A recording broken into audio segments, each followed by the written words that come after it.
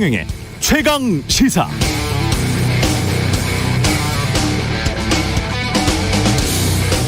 네, 돌이켜보면 지난 13일 안철수 후보가 여론조사를 통한 윤석열 후보와의 단일화 제안을 했었고, 일주일 만인 지난 20일 결렬의 책임은 국민의힘에 있다면서 단일화 결렬을 선언했습니다. 그리고 오늘이 24일인데요. 그동안 열흘 남짓 여론조사 동향을 살펴보면 안철수 후보의 단일화 제안 이후 급등했던 윤석열 후보의 기세가 결렬 선언 이후에 다시 꺾이는 양상이 뚜렷합니다. 다시 이재명, 윤석열, 이재명 두 후보의 격차가 오차 범위 내인 초박빙 상황. 그러면서 두 후보 모두 이제 안철수 후보에게 함께 하자고 손을 내밀고 있습니다. 정말 미묘한데요. 어쩌면 안철수의 생각이 대선의 승패를 결정지을 수도 있겠습니다.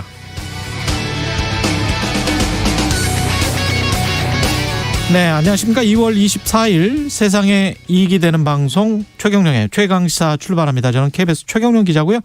최경영의 최강시사 유튜브에 검색하시면 실시간 방송 보실 수 있습니다. 문자 자면은 짧은 문자 50원, 긴 문자 100원이 드는 샵 9730 또는 유튜브에 의견 보내주시기 바라고요. 새로워진 콩 어플도 많은 이용 부탁드리겠습니다. 오늘 2022년 대선 특별기획 대선 후보에게 묻는다 두 번째 시간인데요. 정의당 심상정 대선 후보 만납니다.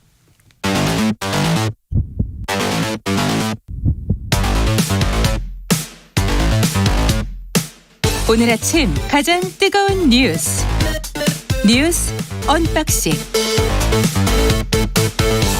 네, 뉴스 언박싱 시작합니다. 민동기 기자, 김민하 평론가 나와 있습니다. 안녕하십니까? 안녕하세요. 예, 대선 후보들이 어제도 말을 많이 하셨겠죠. 이재명 후보부터 간단히 설명을 드리면요. 예. 어제 충남 당진, 천안, 세종, 충북 청주 등의 도시를 돌면서 이제 유세를 벌였는데요. 충청의 사위라는 점을 강조했습니다. 충청의 사위. 네. 예. 윤석열 후보가 충청의 아들이라고 하지 않았습니까? 예. 이재명 후보가 충청의 사위다. 왜냐하면 이재명 후보 장인이 충북 충주 출신이거든요. 근데 본인이 이제 충청의 사위다. 예. 그래서 본인을 이서방이라고 얘기를 했습니다. 이서방은 사드 같은 건 안 들고 다닌다. 처갓집에 도움되는 보일러, 냉장고, 경제 살리는 균형 발전 이런 것들을 들고 다닌다. 이런 점을 강조를 했고요.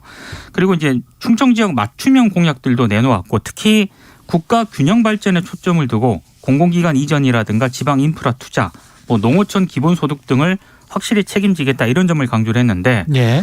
다만 이제 윤석열 후보의 검찰공화국을 좀 비판하는 데는 좀 무게 중심을 뒀습니다. 윤석열 후보가 정치 보복하겠다는 얘기를 쉽게 하고 임기 5년짜리 정권이 겁이 없이 검찰을 건드렸다라고 이런 취지로 얘기를 했는데, 윤석열 후보가 네, 예. 대통령은 이 나라의 주권자가 권력 위임한 첫 대리인이다. 감히 선출 권력으로부터 임명받은 임명 권력이 겁대가리 없이 어디 건방지게 국민에게 달려드느냐. 어제 상당히 좀 이런 부분에 대해서는 좀 날을 세우기도 했습니다.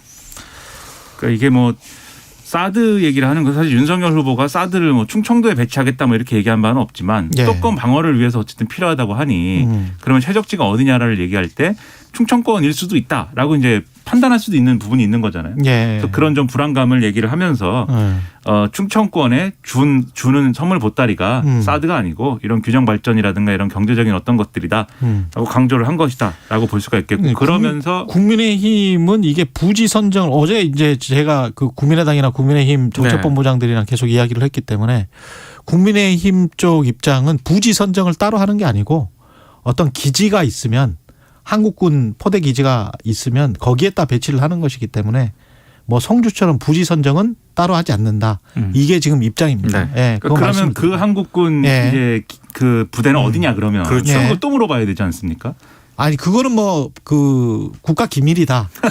그거는 군사 보안이기 때문에 말할 수가 없다. 이런 것입니다. 그러니까 예. 결국은 그게 어디에 배치가 되든 예. 그게 한국군 부대 중에 하나가 되든, 그게 예를 들면 충청도에 있는 부대든 강원도에 있는 부대든 결국은 사드가 들어가면 그 지역에 어쨌든 그게 생기는 거잖아요. 사드라는 게. 예. 부지 선정과 관련된 이런 사회적 갈등이나 이런 거는 좀 줄어들겠지만 그래서 그런 점들에 있어서 이제 이런 얘기를 이제 이재명 후보는 하면서 그것에 대한 어떤 지역적인 불만 이런 것들을 이제 좀 자극하는 것 같고 그리고 이제 이재명 후보가 계속 이제 검찰공화국 그리고 뭐 이런 정치보복 그다음에 이런 메시지를 계속 내놓으면서 윤석열 후보가 정치보복할 것이고 이제 검찰총장 출신이 권력을 잡는 것이 위험하다 이런 이제 쪽으로 이제 많이 비판을 하는데 이 논리 자체는 굉장히 제가 볼 때는 좀 거칠고 너무 자극적인 것 같아요. 그냥 언론만 얘기해도 될 것 같거든요. 검찰총장이 정치로 직행해가지고 대선으로 나오는 것 자체가 무리한 일이 아니냐 이렇게 비판하면 될 것 같은데 너무 모든 게 이번 대선 하여튼 자극적인 것 같습니다. 워딩들이 말들이 그렇죠. 언어들이 네. 굉장히 좀 막 겁대가리 나오고 막 얘기가 여기 감히 선출 권력으로부터 임명받은 임명 권력이 겁대가리 없이 건방지게 국민에게 달려드냐. 그러면 이제 듣는 사람 입장에서는 대통령이 뭐 검찰총장 막 찍어 누르는 것은 잘하는 것인가 뭐 이럴 수도 있는 거거든요. 예를 그렇죠. 들면. 그러니까 누가 이걸 먼저 시작했는지는 모르겠지만 너무 에스컬레이트가 되면서 완전히 상승작용인 것 같아요. 윤석열, 이재명 이 둘 사이에는. 예. 윤석열 후보가 어제 이제 색깔론 이야기했어요? 이야기를 좀 많이 윤석열 후보 이야기 들어보죠. 어제는 예. 아니고 이제 그제 예. 색깔론 좀 얘기를 많이 해서 좀 비판을 받았는데 어제는 김대중 전 대통령 생가를 방문을 했거든요. 예. 한 15분 동안 둘러본 뒤에 기자들에게 자신과 국민의힘이 이재명의 민주당보다 김대중 정신에 가깝다. 이런 점을 좀 강조를 했고요. 예. 하이도 생가. 그렇습니다. 그리고 목포역 유세에서도 자유민주주의와 시장경제를 바탕으로 한 김대중 대통령의 국민통합 정신을 이어가야 하지 않겠느냐. 예. 대장동 부정부패 몸통을 대통령 후보로 세운 민주당은 김대중 대통령의 민주당이 아니다. 이런 점을 좀 강조하면서 비판을 했습니다. 예. 그리고 동학농민혁명운동 기념관도 방문을 했는데요. 이 방문을 한 자리에서 동학농민운동은 권력층의 부정부패와 국민 약탈에 항거하면서 국민이 나라의 주인임을 일깨운 일대 사건이다라고 얘기를 했는데 예. 윤석열 후보가 유세를 하면서 가만히 이제 단어 사용하는 걸 보면은요. 이 약탈이라는 거는 약탈 정권 기억나는데. 예. 예. 약탈이라는 표현을 특히 문재인 정부하고 이재명 후보 비판하는데 굉장히 많이 등장을 시키고 있는 처음 게 정치 선언하면서 약탈 정권이라고 그렇습니다. 그랬죠. 그게 예. 특징입니다. 예. 그러니까 이런 행보도 사실 그 약탈이라는 거는 뺏어갔다는 거잖아요. 그러니까 그런 서사를 만들고 싶은 거예요. 어떤 이 정권의 특정한 어떤 이너서클에 있는 사람들이 뭔가 하여튼 자기들끼리만 해먹었다. 그렇죠. 자기들끼리만 통하는 어떤 생각들을 가지고 국가 정책을 이제 이상하게 해가지고 예. 그 결과로는 결과적으로 국민들이 손해를 봤다. 뭐 자기들이 해먹은 것도 있겠지만 정책을 잘못 쓴 것도 있고 해서 결과적으로 손해를 봤다라는 건데 근데 이제 그 모든 세상 만사를 뭐 이익과 손해로 얘기할 수는 없는 거겠고요. 그리고 이걸 넘어서 이제 김대중 전 대통령 생가를 방문해서 이걸 이제 보수정당 후보가 공식 선거 기간에 지금 이렇게 방문한 건 처음이라고 하니까 그렇죠. 저는 이런 이제 행보는 좋은 행보죠. 그리고 김대중 전 대통령이 생전에 내세웠던 어떤 가치나 이런 것들을 내가 계승하겠다. 이렇게 얘기하는 것도 분명히 긍정적인 부분이 있다고 보는데 근데 유권자들이 이 행보를 보면서 그러면 아까 말씀하신 그 전전날에 했던 그 색깔론 공세 그거는 그러면 어떻게 생각을 해야 됩니까? 그러니 이 다른 지역에 가서는 예를 들면 좌파 뭐 철진한 혁명 이념을 공유하는 사람들이 그러한 이제 정책을 펼쳐가지고 나라가 망가졌다 이렇게 얘기해 놓고서 김대중 전 대통령은 색깔론에 대한 대표적인 피해자잖아요. 장기간. 김대중 전 대통령을 빨갱이로 몰아붙였던 정당의 전신이 지금 그렇죠. 후신이 국민의힘이죠. 네. 예. 그러니까 이 행보가 유권자들이 볼 때 어떻게 예. 보이겠습니까? 기회주의적인 것으로 보일 수도 있어요. 그래서 이런 행보를 하려면 다른 지역에 가서 이런 뭐 공산당 이런 얘기를 하면 안 되는 거죠. 그런 얘기를 하지 않고 오히려 그러한 과거를 반성하면서 보수정당이 이제는 우리가 변해야 되지 않겠느냐 이렇게 얘기를 해야 되는 건데 예. 이걸 이 유권자들이 보수적인 어떤 그러한 이제 마음이 있는 곳 또는 정권 교체 여론이 강한 곳에 가서는 색깔론 펴고 그것이 아닌 이 지금 이제 적진이라고 할 수 있는 윤석열 후보 입장에서 호남 지역에 가서는 또 색깔론을 연상할 수 있는 얘기는 하나도 안 했어요. 김대중 전 대통령을 배운다고만 하지. 예. 이렇게 얘기하는 것에 대해서는 제가 볼 때는 쉽게 받아들이기 어려운 부분이 분명히 있을 것이다. 효과가 있겠느냐 이런 예. 생각이 드는 겁니다. 근데 그 두 후보 다 이렇게 굉장히 좀 극단적으로 지금 서로 막 이렇게 비난을 하잖아요. 비판이라기보다는 비난에 가까운데 그 우리가 이제 계속 정책이나 공약이나 그다음에 사람들 이야기하는 거 어제 제가 그 정책본부장들 지금 이슈오더에서 계속 시리즈로 하고 있거든요. 그래서 이제 민주당 하나 남았는데 시간이 될 수 있을지는 모르겠습니다만은 굉장히 회색의 영역들이 굉장히 많고 그다음에 거의 모든 정당들이 뭐 일치하는 부분들도 많고 그다음에 모든 정당들이 풀 수 없는 문제들도 많아요. 구조적이고 역사적인 문제가 중첩이 돼 있기 때문에. 그래서 이렇게 이제 쾌도난마식으로 딱딱 끊어서 이야기를 하는 게 유권자들에게는 아주 단순하게 들리고 통쾌하게 들리고 뭐 적을 만들어서 뭐 표를 얻을 수도 있겠지만 조금만 생각을 해보면 저게 저렇게 풀릴 수 있을까? 그렇게 이제 회의하시는 분들도 많고 국민들의 수준이나 민도가 굉장히 높아졌거든요. 그런 측면에서 중도층이나 부동층이 굉장히 많은 선거다. 이게 꼭 무슨 어떤 그 의혹 사건이나 이런 것 때문에 그런 게 아닌 것 같다라는 생각도 좀 들어요. 왜냐하면 민도는 굉장히 높은데 이분들이 그 선거 캠페인하는 방식은 사실은 10년 전, 20년 전이랑 지금 비슷한 거잖아요. 더 그렇죠. 사실은 속물적이 됐다고 보여지는 예. 게 왜냐하면 지금 말씀하신 것 중에 회색지대들이 있다고 했고 회색지대들이 굉장히 그렇죠. 높죠. 그렇죠. 사실 우리 정치, 경제, 국제관계 중에 회색지대가 얼마나 많습니까? 그렇죠. 그리고 양당이 예. 뭐 겹치는 것도 많이 있다 말씀하셨는데 양 세력이 이 집권 가능성이 높은 양 세력이 겹치는 게 많은 거는 어떤 면에서 보면은 뭐 당연할 수도 있겠는데 그리고 회색지대에 있는 것들이 정말 그 정당과 세력이 내놓을 수 있는 답이 없어서 회색지대로 남아있는 거면은 저는 그것도 뭐 나름대로 평가를 받으면 되는 부분이라고 생각을 합니다. 근데 일부러 얘기를 안 하는 부분들이 분명히 있어요. 그 부분이 문제라는 겁니다. 네, 그런 떨어질까 봐 부분들이. 얘기를 안 하는 부분이 분명히 있는데 예. 이거는 사실 정직하지 않은 태도로 비춰질 수도 있는 겁니다. 맞습니다. 그러니까 예. 정치 세력이 이득이 되는 것만 얘기하고 뭐 예. 손해가 되는 건 얘기 안 한다라는 게 선거에서는 지금 마치 당연한 듯이 지금 얘기가 되고 있는데 그렇죠. 그런 얘기를 국민의 평가의 대상에 올리지 않고 나머지 부분에 대해서 대립각을 세우다 보니 결국은 무슨 공산당 얘기 그다음에 검찰 정치 보복 얘기 이런 것만 남는 거예요 지금. 예. 그러니까 국민들이 지금 신문이 난다고 하는 거 아니겠습니까? 그러니까 바로 전에 미국 대선을 우리가 상기를 해보면 바이든 대통령과 트럼프 대통령이 맞닥뜨린 부분도 거대한 인프라를 다시 한번 구축을 해보겠다고 미국 재생 프로그램을 내세우면서 곧바로 이어서 한 말이 증세였어요. 그렇죠. 그냥 세금에 관한 이야기를 분명히 했거든요. 그리고 거기에서 민주당 좌파인 사람들은 뭐 부유세까지 언급을 했고 그게 네. 근데 말씀하신 것처럼 그게 그냥 논의가 됐다는 거죠. 선거 과정 속에서. 근데 지금 사실은 우리가 똑같은 상황이거든요. 어떤 세금과 복지와 이 문제가 양립해서 갈 수 없잖아요. 세금을 줄이면서 복지를 계속 늘릴 수는 사실 없는 겁니다. 김진숙 예. 옛 한진중공업 해고 노동자가 그 이야기도 해야 되는데. 예, 해고 노동자가 이제 복직을 하기로 복직을 했죠. 그 노사가 합의를 했는데 예.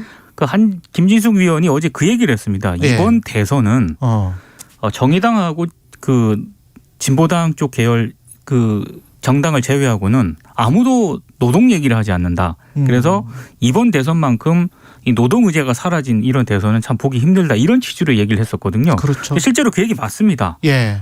노동 의제가 예. 역대 대선에서 이 정도로 얘기가 안 된 적이 있었나 싶을 생각이 들 정도로 노동 관련 의제가 사라졌어요. 그러니까 이 노총, 한국노총이나 민주노총은 사실 상대도 안 해주죠 지금. 네. 한국노총이 요구하는 거를 수용할지 말지 정도 수준에서만 얘기를 하지. 네. 정말 우리 노동시장의 지금 이 이중구조 문제라든가 그리고 양극화 문제라든가 그리고 이제 불안정 고용의 문제라든가 지금 플랫폼 노동인이 뭐니 해가지고 굉장히 다양한 방식으로 불안정 노동이 확대되고 있는 이 상황. 이런 상황을 어떻게 돌파하느냐. 고용 유연성을 확대한다는 막 얘기를 하지만 그러면 구체적으로 그걸 확대하는 거에 어떤 비례해서 사회 안전망이나 이런 것들을 어떻게 확대해 나갈 것이냐 실효적으로 그렇죠. 이게 설득될 수 있는 방식으로 네. 그런 거에 대해서는 사실은 불성실하게 얘기를 하면서 네. 아까 말씀하신 회색지대 영역을 그냥 방치하고 있거든요. 그렇죠. 그러니까 이런 대선이라고 하는 게 후보들이 비호감이어서가 아니라 바로 이런 굉장히 속물적인 캠페인들을 하고 있어서 예. 그래서 비호감도가 더 커지는 거 아닌가 싶습니다. 그러니까 모든 후보들이 산업진흥정책만 지금 이야기를 하고 있지 않습니까? 네. 4차 산업혁명 이야기하고 막 그런 이야기만 하는데 플랫폼 기업이 생겨나면 생겨날수록 왜 그 빈부격차가 그렇죠. 심해지는지 자산격차가 심해지는지 그리고 사실은 제조업만큼 고용을 못 하잖아요. 플랫폼 기업들이 완전히 현격하게 떨어지거든요. 우리가 지금 은행 금융산업이랄지 뭐 그것과 대비되는 피테크 산업이랄지 이런 거 보면은 10분의 1 정도 차이가 난다고 하는데 고용 자체가. 근데 그런 쪽을 진흥을 해야 되면서 그러면서 노동의 문제는 또 노동의 문제대로 다뤄야 되는 굉장히 상치적인 그런 정책을 그렇죠. 가지고 있어야 되는데 그걸 어떻게 풀 것인지에 관한 사회적인 논의는 거의 못하고 서로 간에 옛날 프레임만 가지고 자꾸 이렇게 이야기를 하고 계속 이러는 게 정말 안타깝습니다. 예. 슬픕니다. 네. 예. 그렇지만 또 관련된 이야기들은 해야 되니까. 그렇죠. 뉴스 언박싱이기 때문에. 뉴스는 이야기를 해드려야 돼요. 네. 그 관련해서 그 대법관 기자회견 있었고요. 어제. 조재현 대법관이 어제 기자회견을 가졌는데요. 그 흔히 말하는 김만배 씨의 녹취록과 관련해서 그분으로 거론이 되지 않았습니까? 자신은 김만배 씨와 공적으로나 사적으로나 단 한 번도 만난 일이 없다 이렇게 얘기를 했고 예. 그리고 세 딸의 현재 거주 지역까지 공개를 했고 자신이나 가족이나 친인척 가운데 대장동 아파트를 분양받은 사람도 없다 이렇게 강조를 했습니다. 그리고 지난번 대선 후보 TV 토론에서 그 이재명 민주당 후보가 조재현 대법관을 실명으로 언급을 한 적이 있거든요. 그 언급한 일을 얘기를 하면서 공개 토론에서 직접 현직 대법관 성명을 거론한 게 일찍이 유례가 없었던 사상 초유의 일이다. 그러니까 본인이 기자회견을 한 이유를 잠깐 설명을 한 것 같고 그리고 법적 조치를 취할지 검토하고 있다. 이렇게도 얘기를 했습니다. 그리고 검찰과 관련해서도요. 필요하다면 즉시 자신을 불러달라. 논란을 종식시키는데 검찰도 일정한 부분 자신의 역할을 해주길 기대한다라고 얘기를 했고 뭐 주민등록 등본이라든가 필요한 자료 제출은 어느 기관에서든 요청하면 즉각 공개를 하겠다 이런 점도 밝혔습니다. 그러니까 이거는 이제 이 정영학 씨하고 김만배 씨가 나눈 대화를 보면은 처음에는 이제 그냥 그분이라는 표현만 등장을 해서 이게 누구냐에 대해서는 이제 좀 해석이 분분하지만 이제 그 언론이 입수한 그 대목에 보면은 그분 위에 이제 조재현 대법관이 가필이 돼 있어서 그래서 추정을 한 거 아니냐 이렇게 얘기가 나왔었는데 예. 그 이후에 나온 녹취록을 또 보면은 김만배 씨가 직접적으로 또 언급을 하거든요. 조재현 대법관의 이름을 나옵니다. 언급을 하면서 그 수원에 있는 자기 소유 아파트에 이제 뭐 살게 한다든지 뭐 이런 얘기를 막 해요. 그러니까 사실 이제 언론에 나온 보도를 보고 또 대선 후보들이 거론을 하기도 하고 이런 상황이 이제 불가피했던 건데 이 부분에 대해서는 역시 그러면 수사를 그러면 빨리 마무리를 해가지고 맞는지 틀리는지를 이제 확인을 하는 게 필요해 보였는데 어쨌든 검찰에서 일단은 지금 혐의를 적용을 안 하고 있는 거잖아요. 조재현 대법관에 대해서. 그렇죠. 그래서 이 문제가 이제 본인이 뭐 입장 표명을 한 것도 있지만 그분이 조재현 대법관이냐 아니냐라는 거에 대한 이런 논쟁은 사실 이 정도까지 이제 할 필요가 있는 거냐는 의문은 좀 있습니다. 근데 결국 이제 일종의 유탄을 맞은 것처럼 돼버린 거죠. 그분이 이재명 후보냐 아니냐를 얘기하다 보니까 그럼 그분은 누구냐 이 사람이다 뭐 이렇게 된 건데 근데 그분이 누구냐가 애초에 이제 그렇게 중요한 문제인가는 좀 의문이에요. 결국은 녹취록에 등장하는 그분이 누구냐라는 어떤 그분이라는 두 글자의 문제라기보다는 그걸 하나로는 단정할 수가 없죠. 그렇죠. 예. 이 돈에서 나온 이제 이 사업에서 나온 수익이 뒤로 어떻게 갔느냐의 문제이고 예. 그거는 녹취록에 그분이 누구냐를 막 이렇게 이 자리에서 따져서 해결될 일이 아니라 예. 검찰이 수사를 하고 뭐 이래가지고 이제 확인을 그렇죠. 해야 되는 그런 사안인 거거든요. 예. 그래서 사실 논의가 굉장히 좀 근데 사실 불필요하게 커진 측면이 있는 것 같습니다. 언론들하고 정치권이 왜 그분에 집착을 할까? 예. 사실 국민의힘 쪽에서 그분이 이재명이다라고 처음에 공격을 했고 지난해 10월, 11월 그렇습니다. 근데 그랬었죠. 나중에 예. 녹취록이 추가적으로 공개를 하면서 보니까 뭐 한때는 뭐 박영수 전 특검 아니냐라고 얘기를 했다가 최근에 나온 거는 또 대법관 이름이 나오니까 예. 계속해서 지금 이렇게 흘러오는 거거든요. 예. 그것도 일관된 주장을 해야 돼요. 예를 들면 두 가지 층위가 있는 거잖아요. 사업을 잘못 설계했고 결과적으로 엄한 세력들이 돈을 많이 가져가게 했다. 그래서 이재명 후보에게 책임이 있다. 이렇게 얘기하는 거랑 예. 그걸 통해서 결과적으로 이재명 후보가 돈을 다 가져갔다. 라고 얘기하는 거랑 완전히 전혀 다르죠. 전혀 다른 얘기죠, 이야기입니다. 그건. 예. 근데 진지하게 물어보면은 전자를 얘기하면서 예. 선거운동하러 가서는 후자를 얘기를 하니 그러니까 논쟁이 이상하게 되는 거거든요. 예. 좀 일관된 얘기를 해야 됩니다. 예. 성남도시개발공사 고 김문기 처장이죠. 고 김문기 처장의 아들이 기자회견을 했습니다. 국민의힘 당사에서. 네, 예. 기자회견을 했는데 이재명 후보를 향해서요. 8년 동안 충성을 다하며 봉사했던 아버지의 죽음 앞에 어떠한 조문이나 애도의 뜻도 비치지 않았다.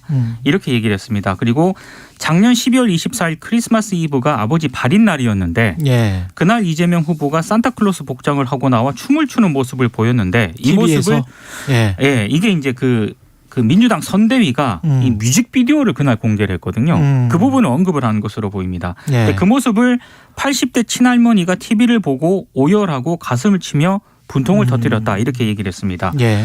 그리고 어제 기자회견에는 국민의힘 권성동 김은혜 의원도 함께했는데요. 예.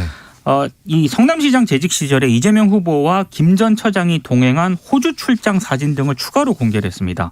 마주 앉아서 식사하는 사진이라든가 공원에서 이재명 후보와 이 김 전 처장이 손을 잡고 있는 사진 등을 공개를 했는데 아들이 이런 얘기를 하더라고요. 대장동 게이트 윗선이 누구인지는 전혀 모르지만 한 가지 궁금한 것은 이재명 후보가 왜 아버지를 모른다고 거짓말을 하는 것인지는 궁금하다. 어제 기자회견에서 이렇게 얘기를 했습니다. 이재명 후보가 지난해 12월 22일 SBS 주영진의 뉴스 브리핑에서 관련 질문을 받고 시장 재직 땐 몰랐고요.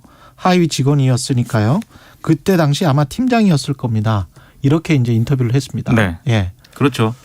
이게 안타까운 부분이 있는 건데 지금 사진을 공개하고 뭐 이렇게 하는 이유가 그 발언에 대해서 이제 좀 그런 이 해명에 대해서 이제 문제 제기를 하는 거죠. 그래서 2015년에 출장 갔을 때 사진인데 보면은 손도 막 잡고 있고 같이 예. 밥도 먹고 심지어 김문기 씨가 이제 그 영상 통화를 통해서 딸에게 이제 오늘 시장님하고 본부장님하고 골프도 쳤다. 굉장히 즐거웠다. 이런 얘기도 하는데 왜 몰랐다고 하는 거냐 이제 이렇게 얘기를 하는데 근데 이게 본질적으로 뭐 이름을 알았느냐 몰랐느냐 뭐 이런 거라기보다도 이분이 사망한 이후에 예. 이재명 후보와 민주당이 좀 인간적으로 접근을 잘 못한 거 아니냐 이런 생각이 좀 들어요. 그러니까 지금 또 아니 그것뿐만이 아니고 이제 국민의힘에서 제기하는 것은 거짓말 논란이겠죠. 그렇죠. 그게 예, 거짓말 논란이고 국민의힘이 하고 싶은 얘기는 예. 왜 그걸 숨겼느냐, 어떤 압박이나 이런 걸 가했던 거 아니냐, 그래서 그렇죠. 숨기는 거 아니냐 예. 그런 걸 얘기하고 싶은 건데 예. 그건 이제 뭐 이 유족의 어떤 억울함과는 별개의 문제지 않습니까? 그렇죠. 지금 유족은 억울해가지고 어떤 억울함이 있어가지고 그리고 의문이 있어가지고 지금 이분들하고 기자회견을 한 거니까 예. 그렇다고 한다면 이 유가족들에게 사실 일정 부분 설명도 해줬어야 되는 거고 조문도 갔어야 되는 거고 나름대로의 이제 이 도의적인 어떤 케어를 했어야 되는 거거든요. 예. 인간적으로. 근데 그런 것들이 없었기 때문에 이 유가족 입장에서는 왜 그랬을까를 생각하면서 국민의힘하고 같이 이 정치적인 어떤 그런 맥락에 빨려 들어갈 수밖에 없는 뭐 그런 상황이 된 거예요 지금. 그러니까 안타까운 거죠 이것은. 그렇죠. 예, 인간적으로는 그 부분은 뭐 어쩔 수가 없고 뭐 유족 입장에서는 그럴 수밖에도 없을 것 같습니다. 물론 뭐 정치적인 함의를 분명히 알고 있겠지만 그럼에도 불구하고 인간적으로는 굉장히 슬프고 비통하고 그다음에 이제 뭔가 억울한 거잖아요. 네. 이거는. 그런 것 같고 근데 이제 정치적으로 보면은 이게 거짓말 논란이 분명히 지금 불거진 것이고 김건희 주가 조작 사건과 관련해서도 KBS의 보도도 마찬가지지만 결국은 그 민주당이 이야기하는 것도 윤석열 후보가 거짓말했다. 지난해 12월에 뭐 수천만 원의 손해를 보고 돈을 전부 인출을 했다고 이렇게 이야기를 했잖아요. 그런 것들이 또 이제 거짓말이다. 그래서 정직하지 못하다. 그리고 이재명 후보도 이게 지금 사람 몰랐다고 하는데 모를 수가 있느냐. 이건 거짓말이다. 그렇게 가면서 이제 선거 막판에 서로 간에 지금 공격을 하고 있는 그런 양상입니다. 예. 그러니까 안타까움이 있는 거예요. 왜냐하면 김문기 전 처장의 그 선택이 그 이재명 후보와의 어떤 관계에서 불거진 것이냐. 결국은 이제 대장동 사건 관련된 것이기 때문에 완전히 뭐 관계가 없다라고 얘기할 수는 없는 거지만 예. 성남도시개발공사하고의 관계라든가 이런 맥락 속에서 발생한 일이잖아요. 검찰 조사 받으면서 그리고 회사로부터는 징계 뭐 이런 것들이 되면서 본인이 다 안고 가야 되는 듯한 그런 상황이 돼가지고 그렇게 된 건데 아무튼 이런 부분에 대해서는 여러 가지 뭐 안타까움이 남을 수밖에 없는 것 같습니다. 시간이 너무 안 남아서 이준석과 국민의당 그 폭로전은 간략하게만 한번 요약을 좀 해 주세요. 이태규 어제 국민의당 그 총괄선대본부장이 기자회견을 열었거든요. 예. 2월 초 비공개로 이준석 대표를 만나 합당 제안을 받았고 안철수 후보가 깔끔하게 사퇴하고 이를 전제로 합당을 하면 선거 후에 여러 가지 뭐 국민의당 의사를 대변할 수 있는 그런 참여를 보장하겠다 이렇게 제안을 했다는 거고요. 예. 또 이준석 대표가 기자회견을 또 바로 열었습니다. 그래서 이태규 본부장의 주장을 사실상 인정을 하면서도 여러 가지 안철수 후보라든가 국민의당을 배려하는 그런 차원이었다. 이런 취지로 이제 얘기를 해서 이게 양쪽이 지금 폭로전으로 가고 있는 그런 상황입니다. 근데 여기서 이제 짧게 얘기해야 되니까 예. 주목해야 될 대목은 이준석 대표가 예. 그러니까 합당이라는 거는 예를 들면 공동정부를 꾸리거나 뭐 이렇게 해가지고 대선 이후에 또 논의될 수도 있는 가능성도 있고 여러 가지 가능성도 있었던 것인데 이준석 대표가 그 과정에 어떤 나름의 통제권을 가지고 싶었던 것 같아요. 그렇죠. 그런 맥락이 좀 같이 작용하고 있는 게 아닌가 싶고 단일화는 사실 안철수 후보하고 윤석열 후보가 뭐 주말에 만난다고도 하고 여러 가지 설이 있지만 그렇죠. 그건 사실 대부분 이제 따져보면은 국민의힘 발 뉴스거든요. 안철수 후보는 별다른 이제 입장 표명을 어제도 기자들이 물어봤는데 내가 제안한 걸 받는다면 모르지만 아직은 뭐 모르겠다 뭐 이렇게 얘기를 하고 있어서 될지 안 될지는 여전히 이제 회색지대인 것 같습니다. 거기다가 지금 민주당도 아주 적극적으로 구애라는 단어까지 지금 사용을 했잖아요. 최강 시사에서는 그 말을 안 했는데 이재명 후보가 어제는 직접 MBC에서는 그 러브콜이라는 단어를 사용을 했어요.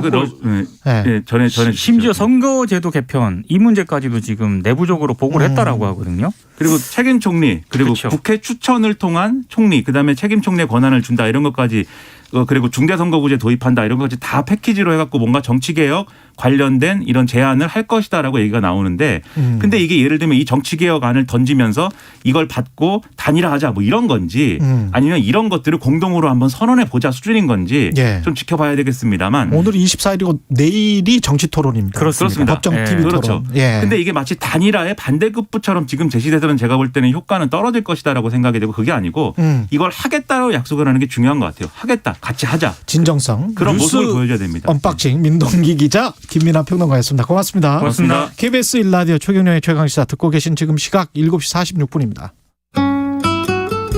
이번 겨울 막바지 한파가 내일부터 누그러지겠습니다. 아직은 철원과 제천이 영하 15도, 의성이 영하 14도 등 어제만큼 추운데요. 한낮엔 서울이 영상 4도, 대전, 광주가 6도 안팎으로 오르겠고 내일 아침은 서울과 광주 영하 2도 등 바람결이 훨씬 부드러워지겠습니다. 낮 기온도 오늘보다 5도 이상 크게 올라 평년 기온을 회복하겠습니다. 오늘 충남과 전라권, 제주도는 구름 많은 가운데 서해안과 제주로 오전까지 눈이 날리겠습니다. 오늘 오후부터 강원 영동과 경북 북동 산지, 경상 동해안은 바람이 매우 강하게 불겠습니다. 내일과 모레 바람이 점점 강해질 텐데 이들 지역은 건조 경보가 내려진 만큼 불조심해 주셔야겠습니다.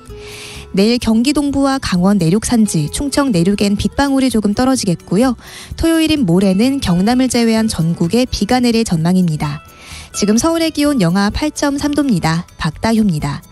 이어서 이 시각 교통정보입니다. KBS 교통정보센터의 김민희 씨입니다. 출근길 돌발 구간 중심으로 정체가 길어지고 있습니다. 남해고속도로 순천 쪽으로 동김해 부근 1차로에서는 사고가 나면서 이 일대 4km 구간에서 정체 심해졌고요. 경인고속도로 인천 쪽으로 인천요금소 부근 1차로에서도 사고가 났습니다. 서울 양양고속도로 양양 쪽으로 남양주요금소 부근 갓길에서도 사고 처리 작업을 하고 있습니다. 서울시내 내부순환로 성산대교 쪽으로 홍지문 터널 안 2차로에는 고장난 차가 서 있어서 기름 램프부터 정체고요. 강남 순환로 성산 쪽으로 서초터널 안 3차로에서도 고장난 차를 처리하고 있습니다. KBS 교통정보센터였습니다.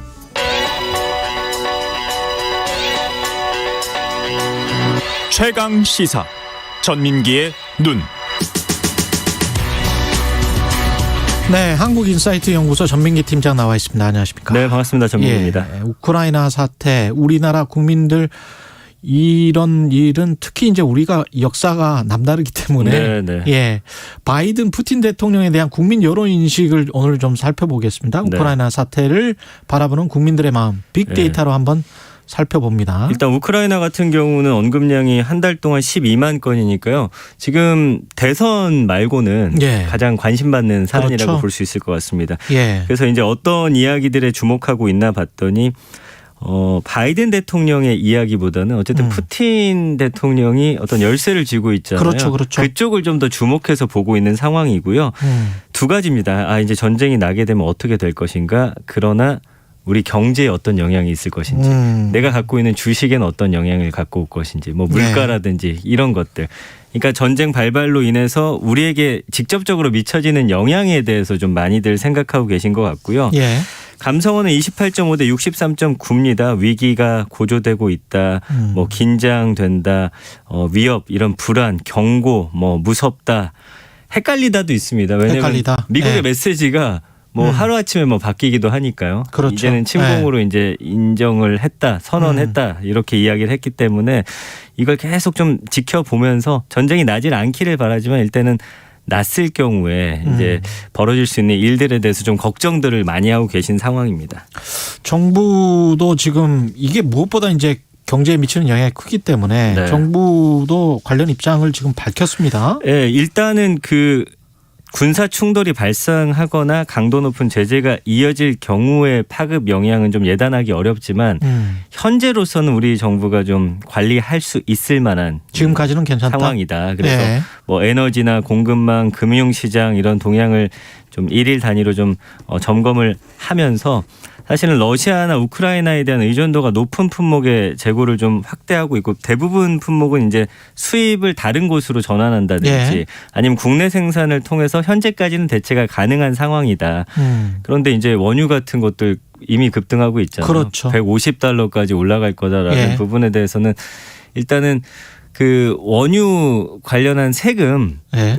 이게 4월까지는 일단 되는데 그걸 좀 더 연장하는 방안에 대해서도 좀 이야기를 하고 있더라고요. 그러나 아까 말씀드린 대로 이제 군사 충돌이 벌어질 경우에는 예. 사실은 정부가 어떻게 관리할 수 있을지에 그렇죠. 대해서는 좀 걱정이 됩니다. 직접 타격도 있지만 사실은 간접적으로 연쇄 타격이 있거든요. 예, 예. 그러니까 그쪽에서 가스나 이런 게 중단됨으로 해서 전 세계적으로 가스가 부족하고 그렇죠. 그러면서 올라갈 수 있는 상황. 네. 예. 오펙도 지금 뭐 원유 공급량을 늘리지 않겠다라고 선언을 했거든요. 그렇죠. 예. 예. 이게 지금 미국 러시아 간 갈등인데 푸틴 아까 말씀하셨지만 바이든과 푸틴에 대한 빅데이터는 아무래도 푸틴이 좀 많은가요? 바이든은 한 달 동안 6천여 건밖에 언급이 안 됐고요. 예. 푸틴 같은 경우는 4만 3천 4만 3천 건? 건이니까 아이고. 사실은 바이든의 예. 발언이 중요한 게 아니라 푸틴의 행동이 중요한 거다 이렇게 예. 인식들을 하고 계세요. 예. 그래서 바이든 연관어 같은 경우는 뭐 정상회담 이미 뭐 물 건너갔죠. 그리고 외에 뭐 다양한 이야기들이 나오고 있는데 좀 부정적으로 보고 있는 것 같습니다. 이 전쟁이 나는 거 아니냐 쪽으로 좀 더 우리 입장에서는 계속 예. 우리 이익을 생각할 수밖에 없으니까. 예, 그래서 예. 그쪽으로 좀 많이 생각하고 계시고 푸틴과 관련해서는 이제 굉장히 좀 싫어한다라는 단어까지 나오네요. 싫어하다. 예, 싫다. 푸틴을. 예, 그리고 좀 이런 위협을 만드는 부분에 대해서 굉장히 좀 불안하고 긴장이 되고 우려가 되고 뭐 이런 반응들 보여주면서 푸틴에 대한 좀 부정 감성어가 사실은 엄청 높진 않은데 예. 그거는 왜냐면은 이제 발발하지 않기를 바라는 좀 염원의 어떤 긍정 감성어들 때문입니다. 유튜브 반응 보면은 또 국민들 마음을 좀 더 자세히 알 수 있을 것 같은데. 네. 그 조회수만 해도 우크라이나 사태 관련해서 5,100만 건이 넘어요. 5,100만 건. 예, 굉장히 많은 양이고요. 그 중에서 이제 가장 많이 본 것은 이제 우크라이나 위기가 우리나라에 어떤 영향을 주는지가 역시나 가장 많이 보고 있고 그 러시아와 우크라이나 관련해서 외신들은 어떻게 바라보고 있는지 우리의 입장이 아니라 그렇죠. 전 세계 외신들은 어떻게 보고 있는지에 대한 것들 많이 보고 계시고 그다음에 우크라이나 그 생방송 토론 중에 난투극이 있었거든요. 그 이제 의회에서 그 친러 성향의 그 의원을 우크라이나 의원이 주먹으로 가격을 해요. 봤어요. 예. 예. 그리고 뭐 러시아 우크라이나 침공 일촉즉발이라든지 어쨌든 벌어지는 상황과 우크라이나 안에서의 상황 그리고 과연 전쟁이 벌어질 것인지 외신들은 어떻게 보는지 발발했을 때 우리나라에는 어떤 영향 그리고 나에게는 어떤 영향이 올 것인지에 대해서 이렇게 연쇄적으로 보고 계시다라는 게 이 그렇죠. 반응들을 통해서 좀 알 수가 있습니다. 우리가 전 세계 왜 이렇게 생각을 하는지도 참 우리는 서방 진영 매체를 주로 많이 하니까 그렇죠. 그 시각으로 볼 수밖에 없는데 네. 왜 러시아 국민들은 전쟁을 그래도 다수 이상이 지금 전쟁해서 네. 왜냐하면 우리 민족이다 거기가 네, 뭐 네, 이렇게 네. 지금 또 생각을 하는 거잖아요. 맞아요. 근데 그리고 네, 맞습니다. 네. 그 제재와 관련해서도 독일 같은 경우도 이제 천연가스관이 직접적으로 연결돼 있는데 그거를 이제 차단하겠다. 미국도 이제 경제 제재 가하겠다 밝혔잖아요. 그렇죠. 오히려 제재를 좀 안 하면 어떻겠느냐 반응이 있어요. 왜냐하면 압박하면 압박할수록 그렇지. 러시아는 오히려 공격을 할 것이다라는 생각들을 좀 갖고 계신 것 같습니다. 그렇죠. 우리 네. 생각에는 약간 그런 게 또 섞여 있는 것 같습니다. 지금 그 경제적인 상황을 잠깐만 더 네, 네, 네. 분석을 하고 끝낼게요. 네. 알겠습니다. 그러니까 일단은 전쟁 가능성이 커지면서 금융투자업계는 자동차, 반도체, 정유와 건설 이 주요 국내 산업들에 당연히 영향을 미칠 것이다라고 이야기를 하고 있어요. 예. 그 국내 최대 산업인 반도체의 핵심 원료인 특수가스의 대표적인 공급처가 바로 이 러시아, 우크라이나거든요. 그렇군요. 예, 뭐 이런 부분 그리고 관련해서는 정유화학 분야도 뭐 당연히 그렇고요. 원유 재고에도 또 영향을 미칠 것이다라는 반응들. 그리고 반도체도 러시아하고 우크라이나 전쟁 발발하면 알겠습니다. 예, 부정적 영향을 피할 수 없다는 장기적으로는 반응입니다. 정말 안 좋네요. 예. 전민기의 눈이었습니다. 고맙습니다. 감사합니다. 예.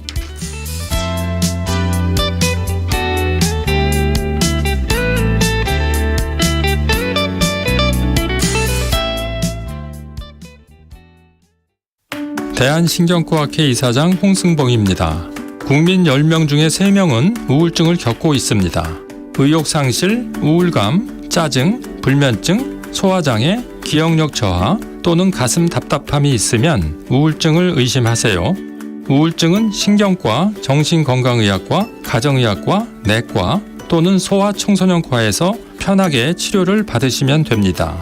그리고 가까운 사람과 대화를 하세요. 우울증은 조기에 치료할수록 회복이 빠르며 방치하시면 절대로 안 됩니다. 이 캠페인은 대한신경과학회와 함께합니다. 코로나19가 아니라 코로나 21이다, 22다 이렇게 그만큼 지금 많은 대응 체제가 바뀔 것이고 2022 KBS 연중기획 기억을 기록하다.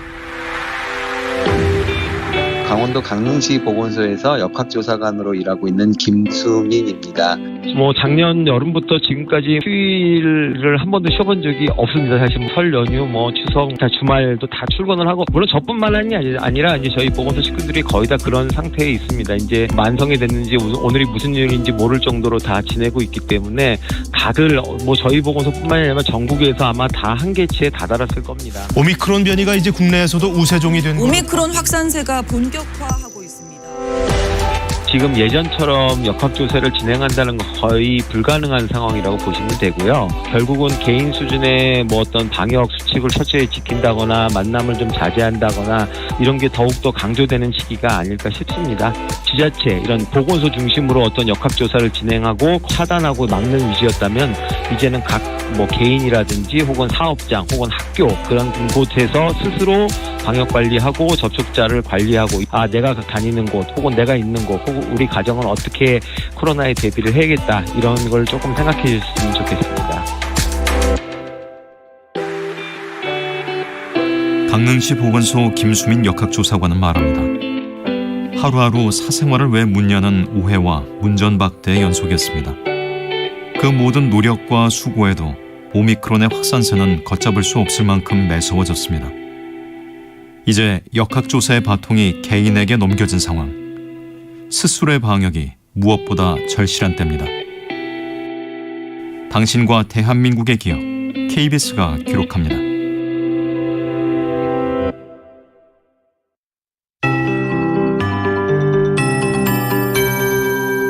KBS 58분 날씨. 오늘 아침도 어제만큼 춥습니다. 철원과 제천이 영하 15도, 의성 영하 14도 등 강추위가 이어지는데요. 한낮엔 서울이 영상 4도, 대전, 광주가 6도 안팎으로 어제보다 높겠고 내일부터 막바지 한파도 누그러지겠습니다. 내일 아침 서울과 광주 영하 2도 등 예년 이맘때 날씨를 보이겠고요. 낮 기온도 오늘보다 5도 이상 크게 오르겠습니다. 서울이 영상 9도, 남부지방은 10도에서 13도의 분포를 보이겠습니다. 오늘 서해안과 제주도는 오전까지 눈이 날리는 곳이 있겠습니다. 눈비 소식이 없는 동쪽 지역은 건조함이 이어지고 있는데요. 강원 영동과 경북 북동 산지, 경상 동해안에 건조 경보가 내려진 가운데 오늘 오후부터 바람도 더 세차게 불겠습니다. 내일과 모레 바람의 강도가 점점 강해질 것으로 보여 불조심해 주셔야겠습니다. 내일 경기 동부와 강원 내륙 산지, 충청 내륙에 비 소식이 있지만 빗방울이 조금 떨어지는 정도겠고요. 토요일인 모레는 더 많은 지역에 비 소식이 있습니다. 오전에 경기 북동부와 강원 내륙 산지를 시작으로 오후에 그 밖에 수도권에 비가 오겠고요. 저녁엔 충청, 경북 북부, 전라권, 제주도까지 확대할 전망입니다. 지금 서울의 기온은 영하 8.1도, 습도는 57%입니다. 박다효입니다.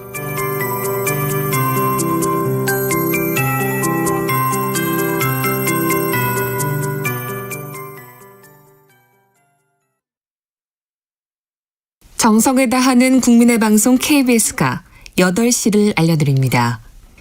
AM 711kHz, FM 97.3MHz, KBS 1라디오입니다. HLKA.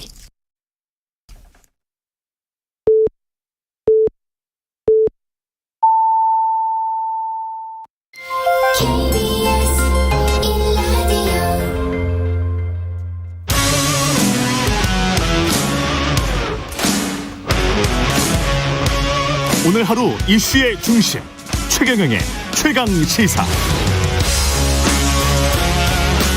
네, 코앞으로 다가온 20대 대통령 선거 각 대선 후보들의 국정 운영 비전을 후보에게 직접 묻는 최강 시사 대선 특별 기획 대선 후보에게 묻는다.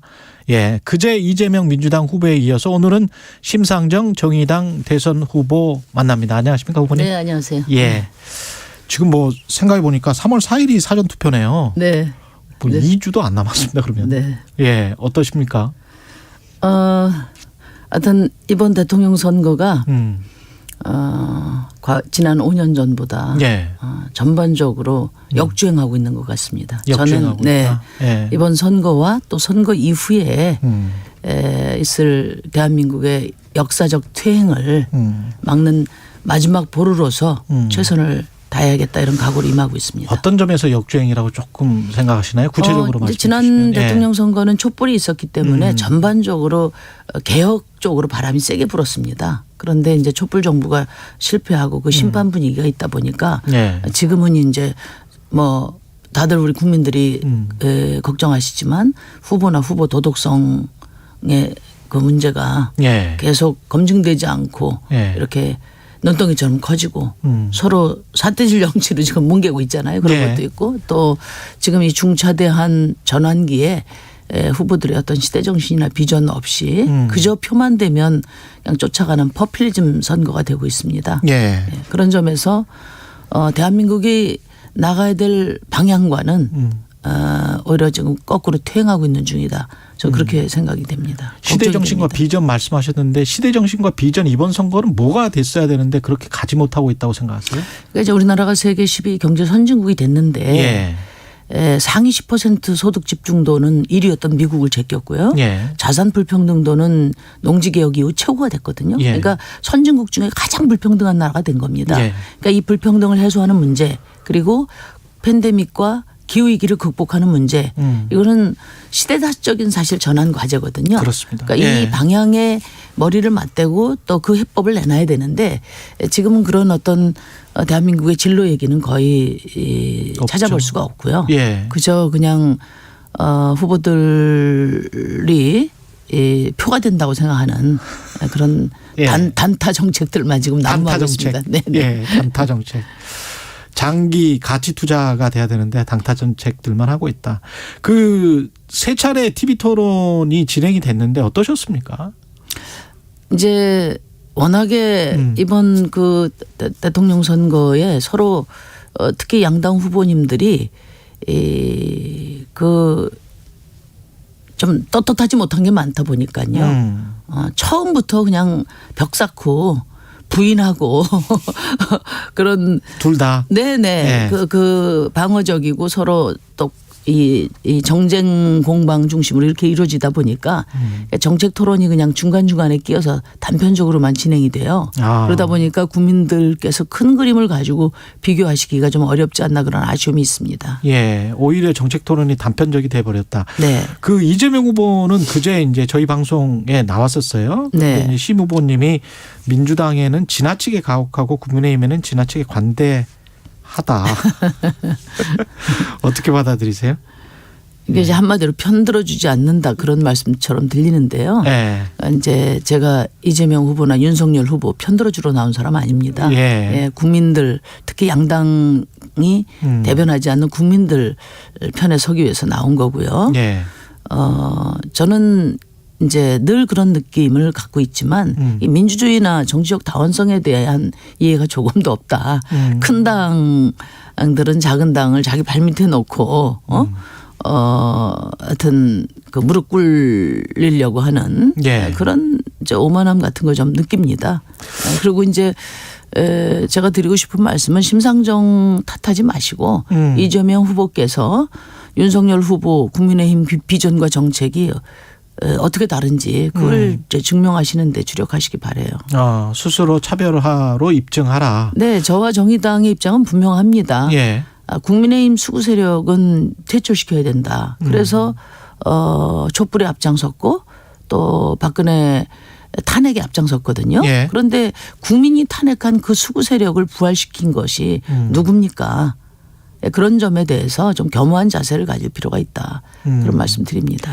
그 TV토론에서 제가 유심히 봤던 부분이 소상공인 자영업 지원 관련해서 지역화폐 한 부분 있지 않습니까? 네네. 이 후보님께서는 이게 그 현금으로 준 것도 아닌데 이것까지 다 포함해서 지원금으로 넣는 것은 말이 안 되지 않느냐 이런 말씀을 하셨던 것 같아요. 그러니까 이제 지역 화폐의 경제적인 효용성이 논점이 아니고 소상공인들이 마땅히 권리로서 받아야 될 직접 지원 이게 부족하다는 게 논점입니다. 예. 참 이제 이재명 후보님이 논점을 흐리시는데요. 이재명 후보님께서도 지금 뭐 왜 소상공인 직접 지원 제대로 안 하냐. 그리고 내가 대통령 되면 긴급 재정 명령권이라도 발동하겠다 이렇게 말씀하셔서 이게 쟁점이 된 겁니다. 그런데 소상공인 직접 지원은 경기도에서 영원이거든요. 예. 첫날 제가 질문했을 때는 이제 이건 중앙정부가 하는 거다 이렇게 피하시다가 지난번 토론에서는 5,900만 원 했다 그랬는데 5,900만 원은 대부분 금융 지원이에요. 예. 나중에 다시 갚아야 될 돈이란 말이죠. 예. 그러니까 저는 이걸 좀 정직하게 인정하시면 될 일인데 이걸 자꾸만 이제 그 논점을 흐려가니까 계속 쟁점이 된다고 생각하고 거기다가 이제 심지어는 이제 현금 지원 하면 안 되냐. 무식하다 이렇게까지 이제 말씀을 하셔서 무식하다는 얘기는 제 평생에 처음 들어봅니다. 예, 국토보유세, 탄소세 관련해서도 왜 그걸 토지 배당금이라고 하는가? 뭐 부가가치세 거두면 부가가치 배당금이냐, 소득 배당금이냐 그러면서 이제 증세론을 그냥 회피하지 말고 떳떳하게 이야기해서 국민들에게 인정받아라라고 하니까 이재명 후보가 증세가 정의라는 좌파적 관념을 갖고 있는 것 같다. 이렇게 이제 반격을 했단 말이죠. 근데 참 이게 국민들 세금 올리는 거 좋아하는 국민들은 없기는 한데 그런데 복지랄지 전반적인 것들 생각해 보면 이야기를 안 할 수도 없는 문제이기는 사실이잖아요. 그러니까 이제 이런 이제 코로나 팬데믹 그리고 기후 위기 불평등 해결하려면은 정부가 돈을 많이 써야 됩니다. 그건 대전제입니다. 그렇죠. 그렇기 때문에 국민들에게 새로운 고통 분담 방안에 대해서 책임 있게 제시하고 설득할 수 있는 힘을 가진 사람이 대통령이 돼야 돼요. 그러니까 루즈벨트 대통령이 뉴딜을 통해서 대공황을 극복했듯이 저는 우리 좀 부유층에 계신 분들 좀 기득권에 계신 분들 아무래도 여유가 있습니다.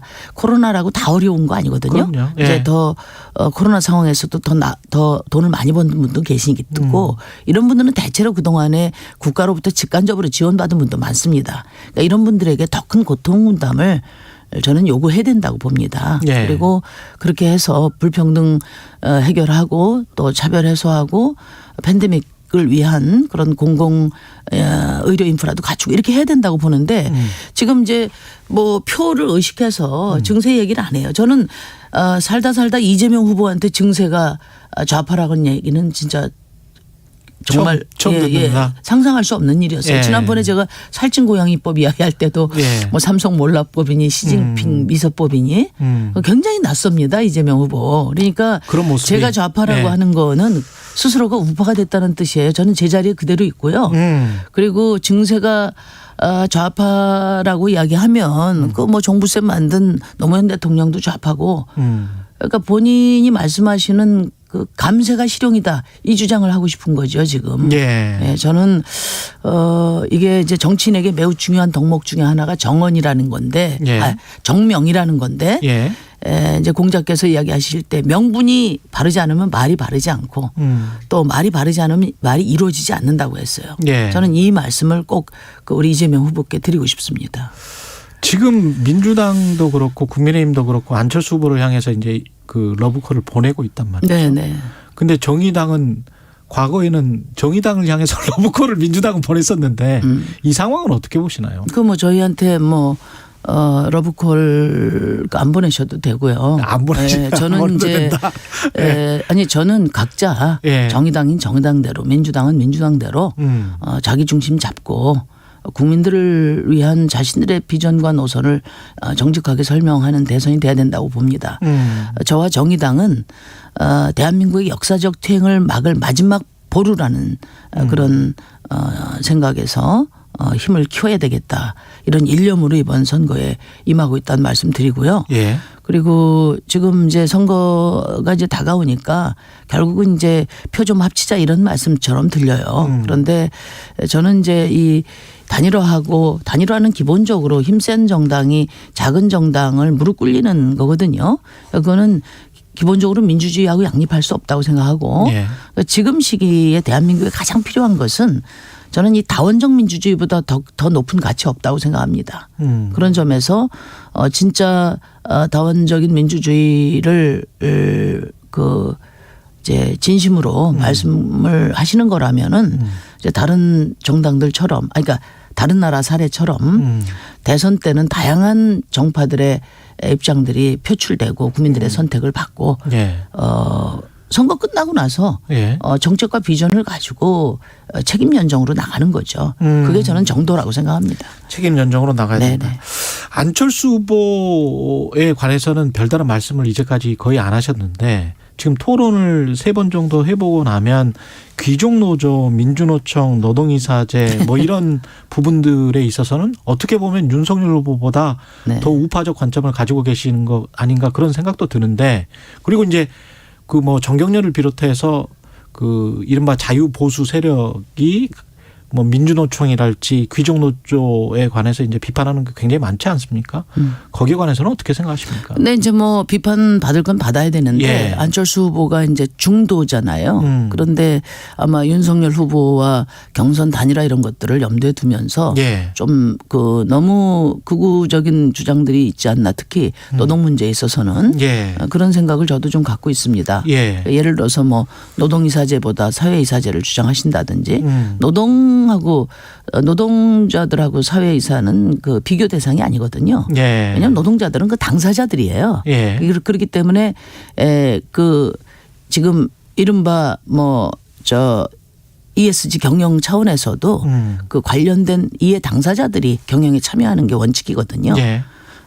그 이제 그런 주장도 강하게 하시고 그리고 또 최근에 뭐 귀족노조 그건 뭐 비판하실 수도 있겠지만은 근거가 저는 정당하지 않다 이런 말씀을 드립니다. 그리고 아까 잠깐 말씀을 하셨습니다만은 책임 총리제랄지 연동형 비례대표제, 권역별 비례대표제를 도입하는 공직선거법 개정안 이걸 지금 이재명 후보가 국민통합정부 하겠다고 하면서 국민의당한테 러브콜 보내는 그 신호와 함께 같이 하고 있는데 이게 어떻게 보면 정의당이 오랫동안 이야기해왔던 것들 아닙니까? 저와 정의당은 이 정치를 바꾸기 위해서 정치를 하는 사람이고요. 일관되게 정치개혁을 위해서 헌신해 왔습니다. 그래서 저는 지금 뭐 선거 중이라도 이제 이재명 후보가 그런 의지를 정치개혁의 의지를 강하게 밝히는 거 환영한다. 그리고 뭐 저희한테 무슨 뭐 같이 하자 뭐 그런 얘기 하실 필요도 없다. 왜냐하면 우리는 해왔고 그동안에 사실 결선투표제도 김대중 대통령 때부터 말씀하신 거거든요. 그러니까 안 해온 게 문제고 정치개혁을 위해서 모든 것을 보태서 헌신했는데 제가 그것을 배신한 게 문제지 않습니까? 그러니까 선거용으로 쓰지 마시고 진짜 더불어민주당이 자신들이 표방했던 정치개혁의 그런 그 비전을 정말 그 책임감을 가지고 앞으로 추진하시길 바라고 그러려면은 그걸 앞장서 추진해온 저희한테 동의를 구하는 것보다 지금 국민의힘과 적극적인 합의를 도모해 나가는 게 좋겠다 이런 말씀드리고 중대선거구제도 이야기했더라고요. 그렇죠. 근데 중대선거구제 제가 선거법 개정할 때는 국민의힘에서 중대선거구제는 검토할 용의가 있다 했는데 그때는 민주당이 반대를 했습니다. 그러니까 민주당에서 이게 얼마나 의지가 실린 그런 입장인지를 보여주실 필요가 있어요. 행동으로 보여줘라. 의총에서 의결하고 당론으로 정하고 그다음에 추진 계획도 정확하게 밝히고 그러실 필요가 있습니다. 알겠습니다. 그 지금 국가 대전환을 위해서 차기 대통령이 지금 굉장히 좀 경제 상황도 그렇고 좀 안 좋기는 할 것 같아요. 앞으로 5년 동안이 어떻게 보십니까, 정의당은? 그러니까 지금 이제 저는 이제 전체적으로 돈을 너무 많이 풀었으니까 물가 상승 압박 때문에 금리 인상 불가피하단 말이에요.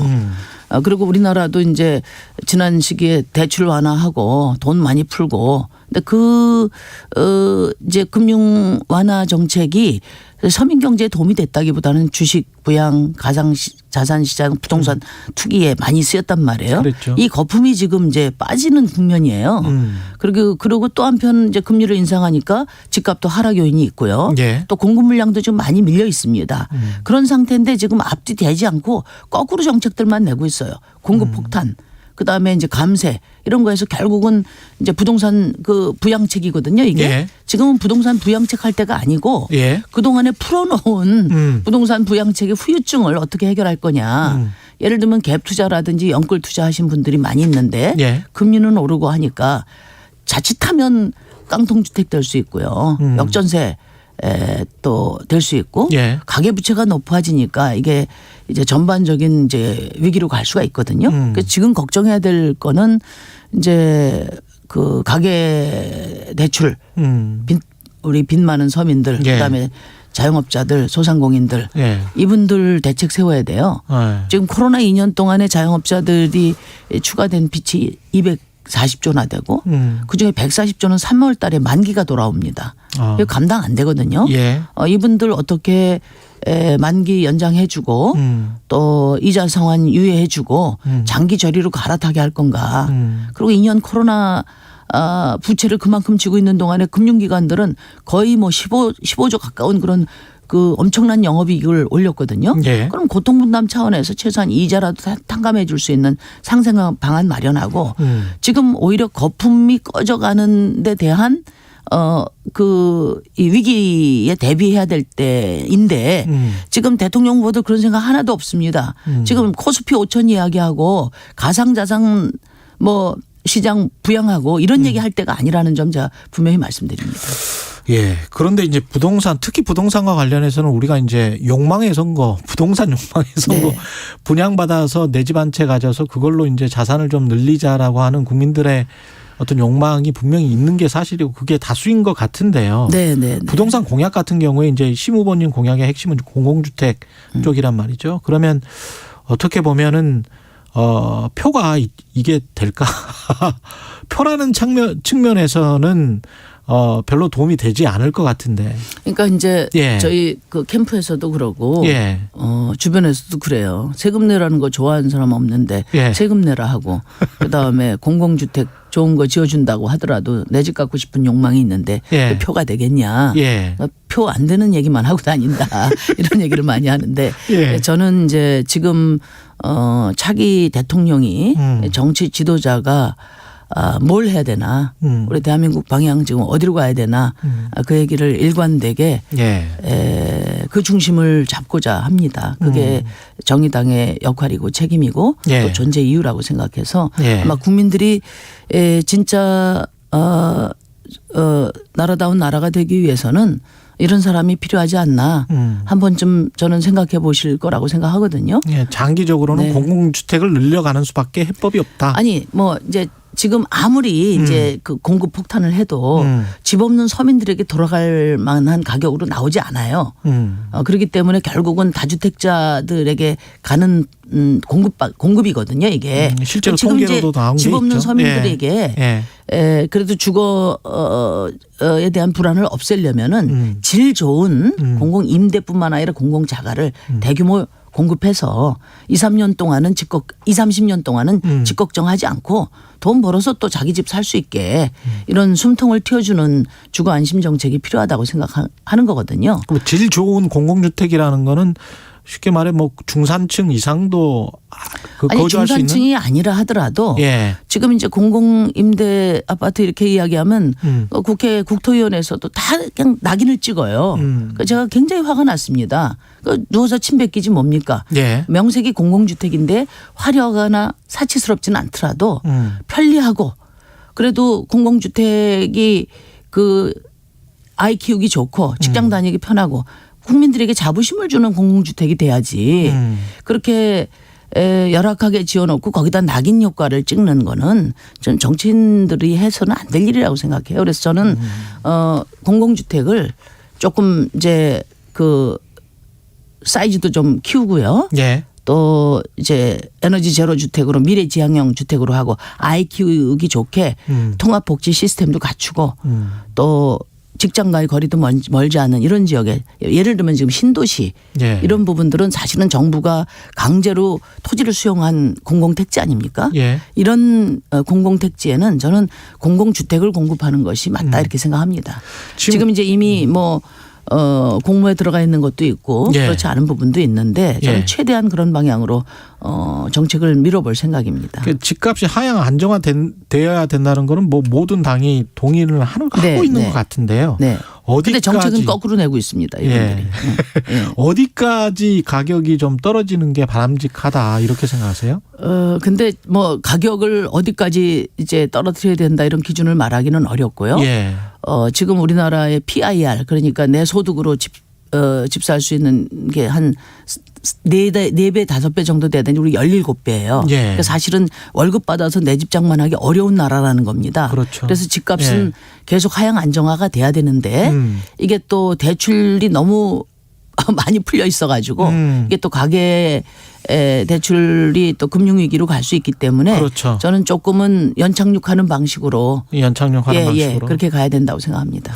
그 안철수 후보가 지적한 것 중에 TV 토론에서 재정 확장하고 금리 인상이 같이 갈 수 있느냐 정책한 충돌인데 근데 사실 이게 여러 정부가 바이든 대통령도 지금 하고 있는 게 재정 확장과 금리 인상을 같이 가고 있는 건데 이럴 수밖에 없는 지금 상황이라고 보세요? 그렇죠. 지금 예. 이제 물가 상승, 인플레이션 지금 압박이 굉장히 크기 때문에 예. 저는 이제 빨리 금리 인상이 되는 거 불가피하다고 봅니다. 예. 지금 금리 인상과 인플레이션 대처는 주로 통화당국이 판단을 해야 될 거고요. 예. 그렇지만 또 한편으로 이제 코로나19로 인한 서민경제 파탄은 정부가 두 손 놓고 있을 수 없거든요. 예. 그렇기 때문에 저는 이제 말하자면 이 고통 분담을 어떻게 해나갈 건가. 부유층에서 일정하게 더 분담할 수 있는 증세를 포함해서 또 여러 상생 고통 분담 방안을 정부가 적극적으로 고려해야 되고 예. 불가피하면 국채도 발행해야 된다고 생각을 하는 거죠. 예. 그런데 국채도 발행 못 하겠고 증세는커녕은 지금 감세해야 되고 그리고 증시 부양해야 되고 이거는 지금 완전히 나라 망치는 길로 가는 겁니다. 유능한 경제가 아닙니다. 이것은. 거꾸로 가고 있다. 네. 아까 그 윤석열 후보를 포함한 국민의힘 전체에 대해서 수구 정당이다라고 표현을 하신 건가요? 그렇게 정의를 하신 건가요? 뭐 지금 국민의힘이 예. 결국은 이제 국민들로부터 탄핵을 받은 정당 아니겠습니까? 그러니까 오죽하면은 35년 동안 그 제1, 2당을 해온 정당에서 예. 자기 내부에서 성장한 그런 대통령 후보가 아니라 업어다가 대통령 후보를 시켰겠습니까? 저는 그런 점에서 사실은 집권 능력을 상실한 정당인데 이 국민의힘을 다시 이렇게 빠른 속도로 부활시킨 거 그건 결국은 더불어민주당 책임이라고 생각해요. 예. 그런데 그것을 누구 탓을 합니까? 그런 성찰이 있어야 되고 국민들이 사실은 윤석열 후보가 그렇게 훌륭하게 준비된 분이 아니라는 거 다 잘 알고 있는데 그럼에도 불구하고 지지율이 이렇게 오르는 것은 예. 어떻게든지 간에 내로남불 정치 오만한 더불어민주당 심판하겠다는 거 아니겠어요? 그런 점에 대해서 좀 더 깊은 성찰과 촛불 시민들의 열망을 저버렸다면 촛불 시민들이 바라는 어떤 더 과감한 개혁 비전을 가지고 경쟁에 나섰어야 되는데 예. 지금 거꾸로 가고 있고 윤석열 후보는 촛불 정부 심판하겠다고 더 극단적으로 극으로 가고 있고 이재명 후보는 그 심판을 모면하기 위해서 윤석열 후보 따라쟁이 하고 있단 말이에요. 그렇기 때문에 지금 대한민국이 저 빼고 세 분이 전부 다 보수 오른쪽 경쟁을 지금 하고 있으니까 제가 역주행이라고 이야기하는 겁니다. 예. 이런 어떤 예. 오로지 권력만 잡으면 된다는 식의 지금 경쟁 구도가 이제 이대로 결론이 난다면 예. 대한민국 역주행은 퇴행은 불가피하다. 예. 시민의 삶은 더 어려워지고 불평등 더 심해지고 5년 내내 진짜 지금보다 더 심각한 진흙탕 정치로 계속되지 않겠냐. 예. 그거 막을 사람 누구냐. 예. 저 심상정밖에 안 남았다고 생각해요. 예. 정의당이 힘을 가져야 됩니다. 문자가 우리, 두 개가 와서 소개를 해드리겠습니다. 3287님은 심상정 후보님 이번 대선에선 국민을 위한 행보가 아니라 우리 민주당 이중대 아니에요를 확인시켜주고 정의당을 되살리기 위한 행보로 보여지는데 어떤 입장이신지. 송원주님은 거대 정당의 틈바구니에서 그들의 잘못을 반성케 하는 반면교사, 중재자, 윤활유 역할을 늘 충실히 감당하는 합리적 대안 정당이길 소망합니다. 약간의 미묘한 뉘앙스 차이가 저는 있는데. 이제 오랫동안 넥타이 부대에서 시작해서 예. 이제 우리 시민들께서 대한민국의 개혁과 진보를 위해서 애써왔어요. 예. 저는 이분들이 더불어민주당을 지키는 게 목적이 아니었다고 생각합니다. 우리 사회에 더 나은 시민의 삶, 나라다운 나라 만들기 위해서 해온 거거든요. 예. 자꾸만 이걸 진영론으로 나누어서 누가 되면 안 되기 때문에 여기 지켜야 된다. 이런 식으로 이중대론 동원하시는 거는 저는 이분들이 개혁과 진보에 예. 애써온 그 취지에 예. 부합하지 않는다. 예. 저희 정의당은 국민들 편에서 대한민국이 나가야 될 방향에 대해서 다시 중심 잡고 대한민국의 퇴행을 막는 마지막 보루로 역할을 하겠습니다. 많이 도와주십시오. 예. 그 송원주님이 그 끝에 하신 말 있잖아요. 그 합리적 대안 정당이길 소망한다. 네, 네. 이 부분에 관해서 그 정의당이 조금 더 보편 정당화 되어야 된다라는 그 목소리도 있거든요. 그러니까 이제 저는 예. 이게 이제 상대적이라고 생각해요. 정의당이 지금 있는 위치, 심상정이 내놓는 공약이 사실은 유럽에 비해서는 별거 아니죠. 더 예. 오른쪽입니다. 예. 그러니까 합리적일 만큼 합리적이라고 생각해요. 그런데 대한민국이 너무 극단화되고 있고 특히 이제 선거 시기를 맞이해서 이제 그 책임을 모면하고자 하는 이런 경쟁 속에서 더 지금 역주행을 하기 때문에 그리고 이제 이재명 후보조차도 심상정을 좌파라고 하고 이분 저보다 더 했었어요. 몇 년 전에. 네? 그러니까 이렇게 하니까 예. 이제 그런 건데 저희 정의당은 이재명 후보를 편들고 윤석열 후보를 편들러 나온 거 절대 아니라는 거 예. 다시 한번 양 진영에 제가 말씀드리고 예. 대한민국이 나가야 될 방향을 제시하고 또 지금 다음 대통령이 감당해야 될 어떤 책임을 명확히 하는 게 저의 역할이다. 예. 아까 말씀드렸지만 지금 경제 상황도 빤한 거거든요.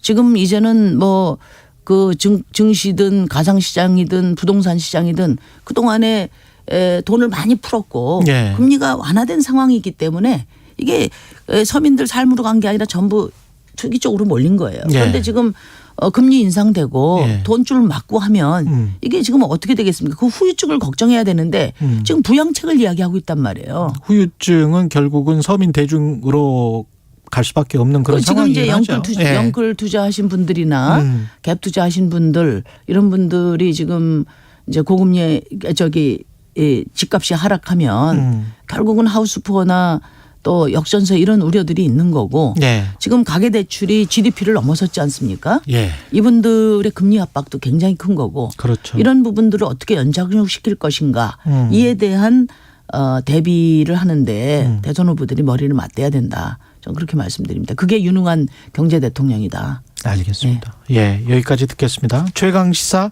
대선 특별기획 인터뷰 대선 후보에게 묻는다. 정의당 심상정 대선 후보였습니다. 고맙습니다. 네, 감사합니다.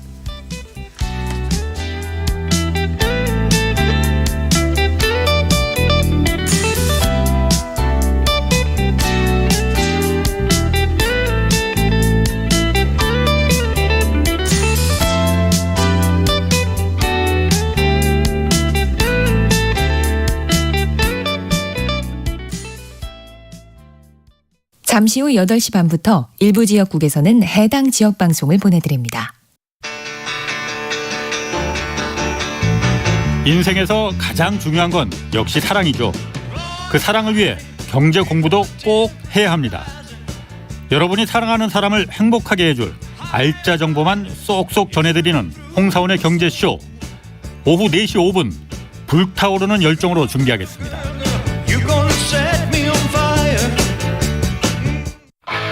야심차게 시작한 2022년인데 이렇게 살아도 되나 걱정되나요?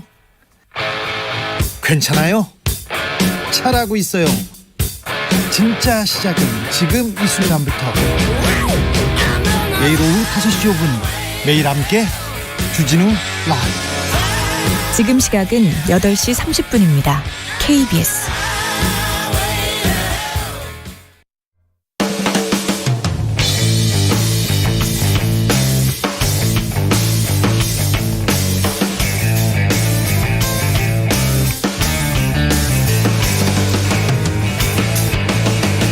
최경영의 최강 시사.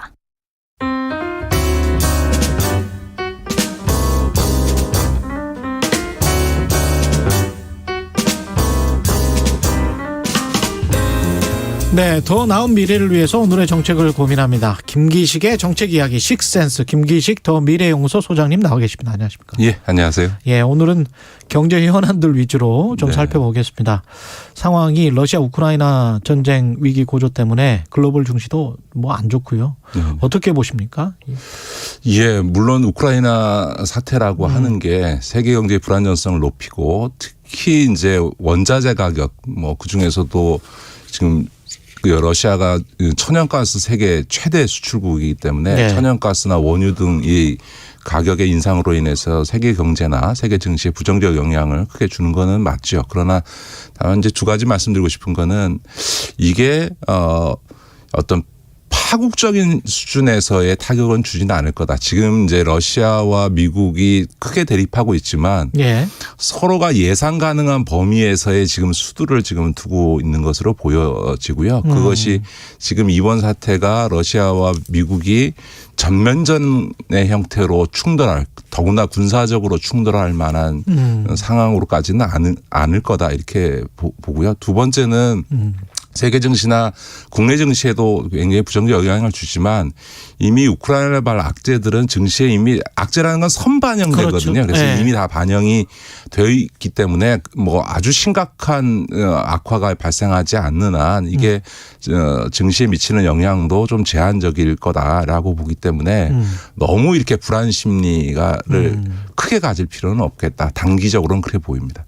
서로 예상 가능한 수준에서 뭔가 그 합의나 협의나 아니면은 뭐 휴전이나 뭐 이런 게 될 것이다라고 생각하시는 거는 그 동북부 지역의 일부를 러시아가 장악을 하고 그냥 대충 눈 감아 줄 것이다? 그렇죠. 그러니까 이제 대략 이게 예를 들어서 그 원래 독립국가였던 이제 뭐 동유럽 국가들의 러시아가 침공한다 이러면 이제 거의 이제 나토에 이미 가입돼 있기 때문에 더구나 이건 전면전으로 가고 아주 심각한 상황 가겠지만 사실 우리가 러시아를 너무 안 좋아해서 그렇긴 합니다만 우크라이나는 원래 소련 연방의 영토였던 곳이기 때문에 그것을 가지고 EU 유럽 국가들이나 미국이 전면전에 나설 가능성은 사실상은 없어 보이고 소련도 러시아도 지난 8년 전에 우크라이나 사태 때 크림반도를 병합했던 것처럼 이른바 돈바스 지역이라고 하는 부분들에 대한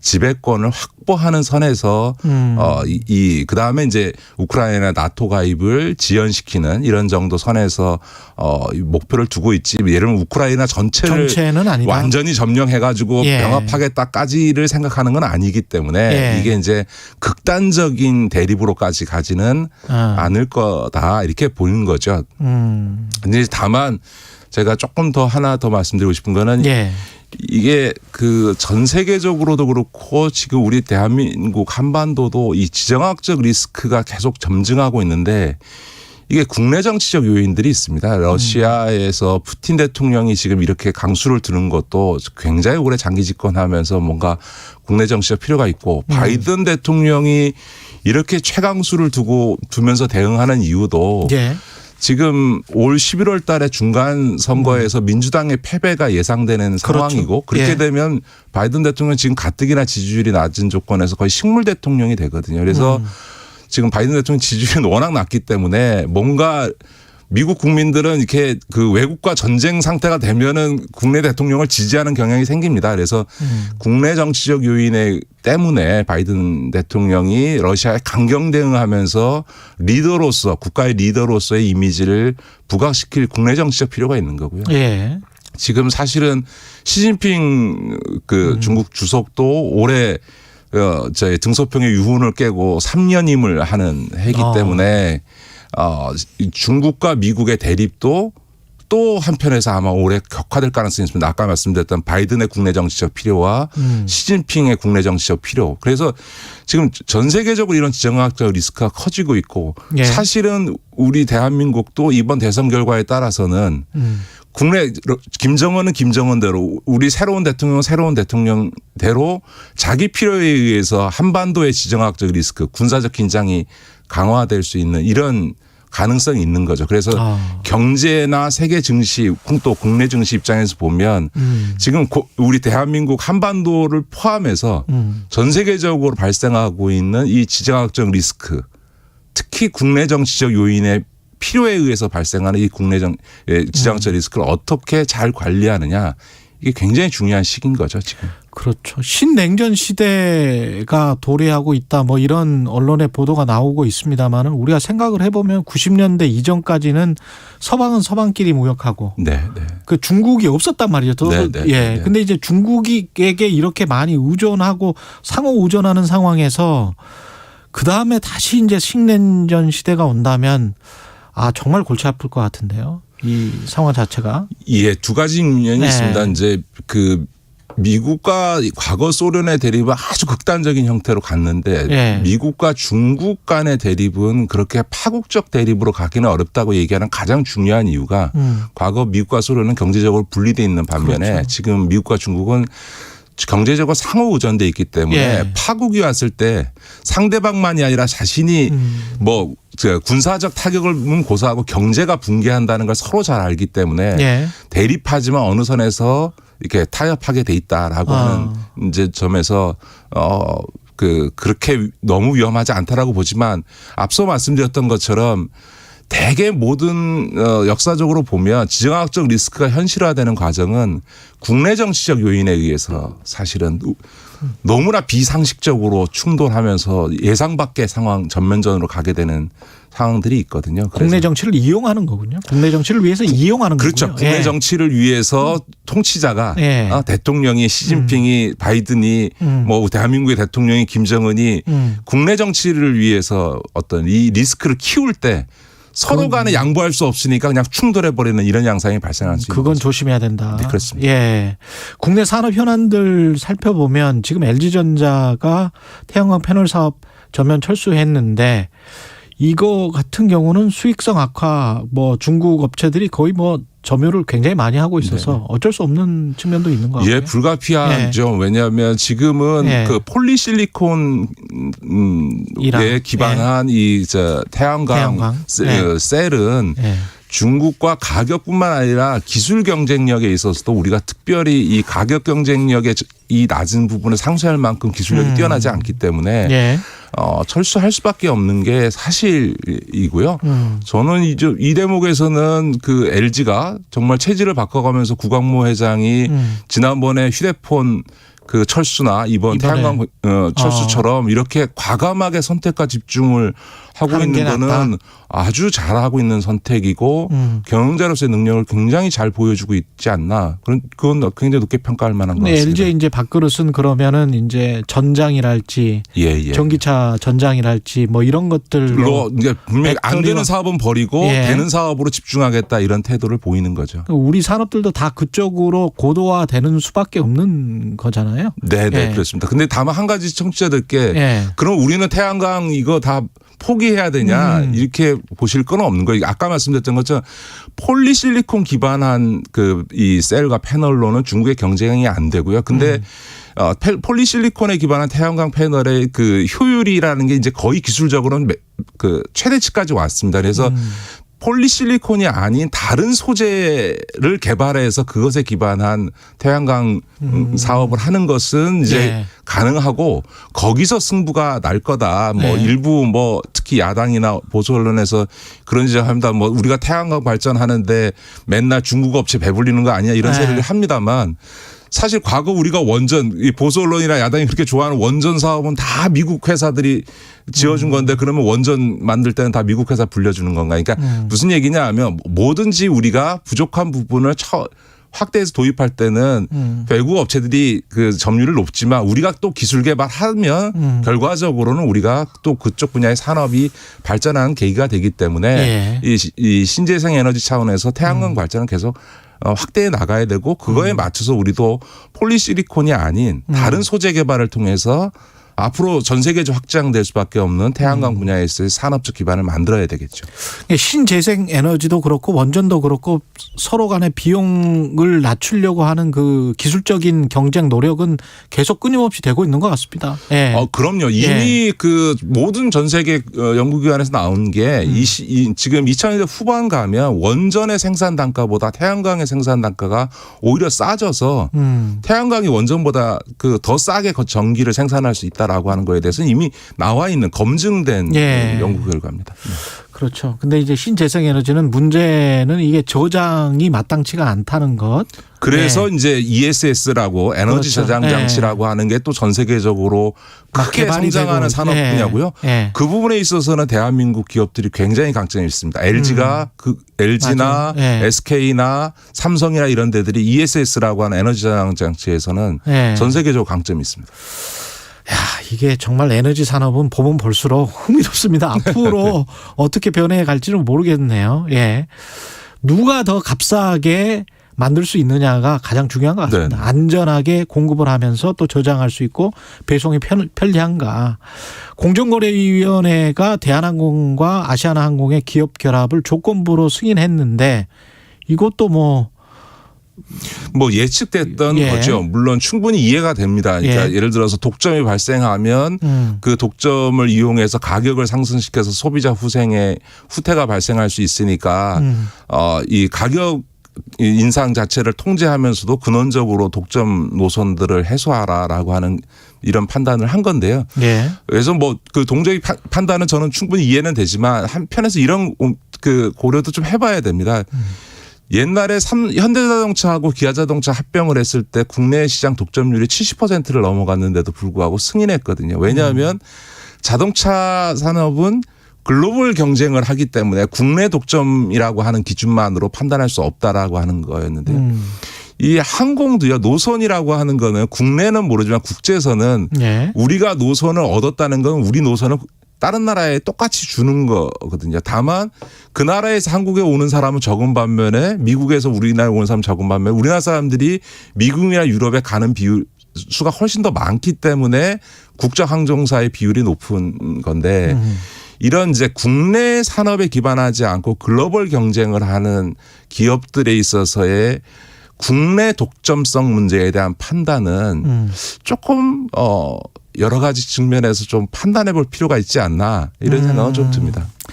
이게 지금 마지막으로 온라인 플랫폼 산업 관련해서도 좀 여쭤봐야 되는데 대선 후보들이 이쪽은 좀 규제하겠다는 공약은 내걸었는데 물론 이제 독점성 논란은 계속 끊임없이 나왔었고 근데 모르겠습니다. 이게 어떤 결과로 나올지. 국내 그 플랫폼 기업에 대한 독점 규제는 강화해야 되는 게 맞다고 생각합니다. 미국도 지금 우리나라 공정거래위원장에 해당하는 분이 아예 구글이나 페이스북을 아예 기업 분할해야 된다라는 입장이 있고요. 우리나라도 그런도 네이버나 카카오 등 이런 플랫폼 기업들의 확장에 대해서 또 쿠팡이나 뭐 이런 이제 플랫폼 기업들 계속 확장하는데 왜냐하면 이런 플랫폼 기업들은 순전히 국내에서의 어쨌든 그 경쟁을 하고 국내 시장 독점성이 문제가 되지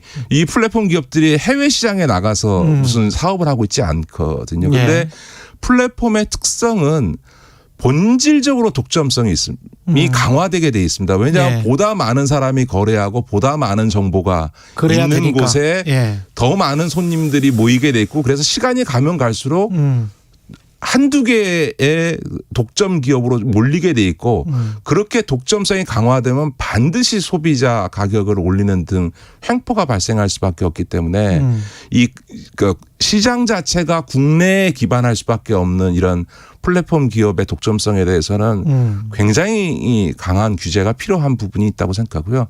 지금 금융 분야에서도 전통적인 은행들이나 이런 거에 비해서 지금 네이버나 카카오가 금융 쪽에 지금 급격히 진출하고 있고 사실은 어떻게 보면 지금 청취자들께서도 은행 앱보다도 오히려 토스니 카카오니 네이버를 더 많이 쓰고 계신데 지금 비대칭 규제라 그래서 이 플랫폼 기업이 진출한 핀테크 업무에 대해서는 규제를 기존 금융회사보다 훨씬 덜 하고 있거든요. 그러니까 이것도 사실은 그 규제의 제일 큰 목적이 소비자 보호인데 소비자들의 점점 더 많이 있어서 이제는 기존 은행보다도 더 많이 이용하고 있는 이 핀테크 영역 플랫폼 금융 회사들에 대해서 기존 회사보다 규제를 소비자 보호 장치를 덜한다. 이건 있을 수 없다. 알겠습니다. 라고 그렇게 보죠. 여기까지 해야 되겠습니다. 김기식의 식센스 더 미래연구소 김기식 소장님이었습니다. 고맙습니다. 네, 고맙습니다. KBS 1라디오 최경영의 최강시사 듣고 계신 지금 시각은 8시 45분입니다. 이 시각 출근길 교통정보입니다. 쌀쌀한 날씨에 도로 위로는 고장난 차 서 있는 곳들이 많습니다. 순천 완주고속도로 순천 쪽으로 중림 1터널 부근에는 화물차가 고장으로 서 있어서 2차로와 갓길을 막고 처리 작업을 하고 있고요. 더 가서 슬치터널 2차로에서도 고장난 화물차를 처리하고 있습니다. 청주 영덕고속도로 청주 쪽으로 내서 4터널 안 2차로에도 화물차가 고장으로 서 있고요. 중앙고속도로 순천 쪽으로 신림 부근에서도 2차로를 막고 고장난 차를 처리하고 있습니다. 서울시내 올림픽대로 공항 쪽으로 한남대교를 조금 지나서는 4차로에서 사고가 났습니다. 처리 작업 여파받아 성수대교부터 차량들 서행하고요. 강남순환로 성산 쪽으로 서초터널 안 3차로에서는 여전히 고장난 차를 처리하고 있습니다. KBS 교통정보센터였습니다.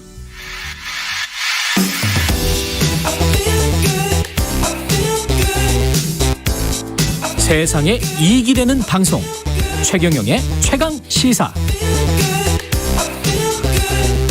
네, 이번 대선 주요 의제 중 하나입니다. 부동산인데요. 지난주 KBS 시사기획 창에서 대통령 후보 4명의 부동산 공약을 심층 취재해서 방송을 했습니다. 굉장히 좋은 방송이었고요. 꼭 한번 다시 보기로 보시기 바랍니다. 예, 이번 방송 제작한 KBS 우한을 기자와 부동산 공약 집중 한번 점검해 보겠습니다. 예, 안녕하십니까? 네, 안녕하세요. 예, 네. 방송 기획은 어떻게 왜 취지가 뭐였나요? 네, 그러니까 지금 그 20대 대선 부동산 정책을 보면은 디데이가 다가올수록 점차 좀 닮아가는 부동산 그렇죠. 정책 공약이 그런 현상을 저희가 좀 보고요. 네. 그 이유는 이게 이제 정치공학적으로 그러니까 지금 대선의 캐스팅 보트를 누가 지고 있느냐 봤을 때 유권자 지형을 볼 때 이제 2030 청년들과 이 수도권의 중산층 그 표심을 잡으면 대선에서 이길 수 있다 이런 구도로 가다 보니까 어떤 특정 층들에 대한 지원 관련된 공약들이 이제 좀 몰리게 되고 그러니까 점차 이제 유사해지는 거죠 공약들이. 예. 그런데 사실 그 지향하는 목표는 같은데 이걸 실현하고자 하는 방법, 그걸 설계하고 있는 사람들도 다르기 때문에 약간 또 어떤 큰 차이가 있거든요. 그 수련 아래에는 그런 것들을 좀 유권자들한테 저희가 정확하게 설명하고 유사점과 차이점을 분별하실 수 있도록. 이렇게 기획을 좋습니다. 해봤습니다. 예, 저도 뭐 헷갈리는 부분이 많았는데 이번 기회에 한번 공부를 같이 해보죠. 일단 공공주택 관련해서 네네. 공급을 확대하겠다. 기존은 다 똑같습니다. 그죠? 네네. 예. 그러니까 좀 설명을 드려야 되는 게 우리나라는 그 주택 보급률이라는 그 지표를 보면 103.6% 그러니까 산술적으로 우리나라 모든 가구가 집을 한 채씩 가질 정도로 이제 주택 공급은 돼 있다는 거죠. 전국 기준. 네. 예. 그런데 현실은 그렇지 않지 않습니까? 예. 많이 부족하다고 느낍니다. 그 이유는 그 15% 가량의 다주택자들이 주택을 갖고 있기 때문이고 결과적으로 한 40%는 무주택인 거죠. 그러니까 이런 무주택자들이 겪는 주거 불안을 이제 해소하는 데는 두 가지 방법이 있는데 첫 번째는 새 집을 공급하는 겁니다. 그렇죠. 지어서 주는 거죠. 예. 두 번째는 지금 아까 말씀드린 다주택자가 가진 기존 주택을 시장에 매물로 내놓게 하는 것인데 예. 지금 각 후보들은 이제 주로 새 집을 공급해서 이제 문제를 풀겠다라고 예. 이제 공을 하고 있는 거고요. 그런데 새집 공급 방식은 또 두 가지로 나뉘죠. 이제 공공주택과 민간주택. 그렇죠. 예. 그러니까 이제 정부가 지어서 공급하는 공공주택과 예. 민간 시장에 맡겨서 시장에 공급하는 민영주택. 예. 이렇게 나뉘는 건데요. 민영주택, 민간주택 공급은 이제 뒤에 보기로 하고 먼저 이제 공공주택 부분부터 한번 살펴보면. 예. 빨리 진행해야 됩니다. 네네. 지금. 공공주택은 예. 이제 후보들은 공공주택을 대량 공급하겠다 이렇게 이제 얘기를 하고 있죠.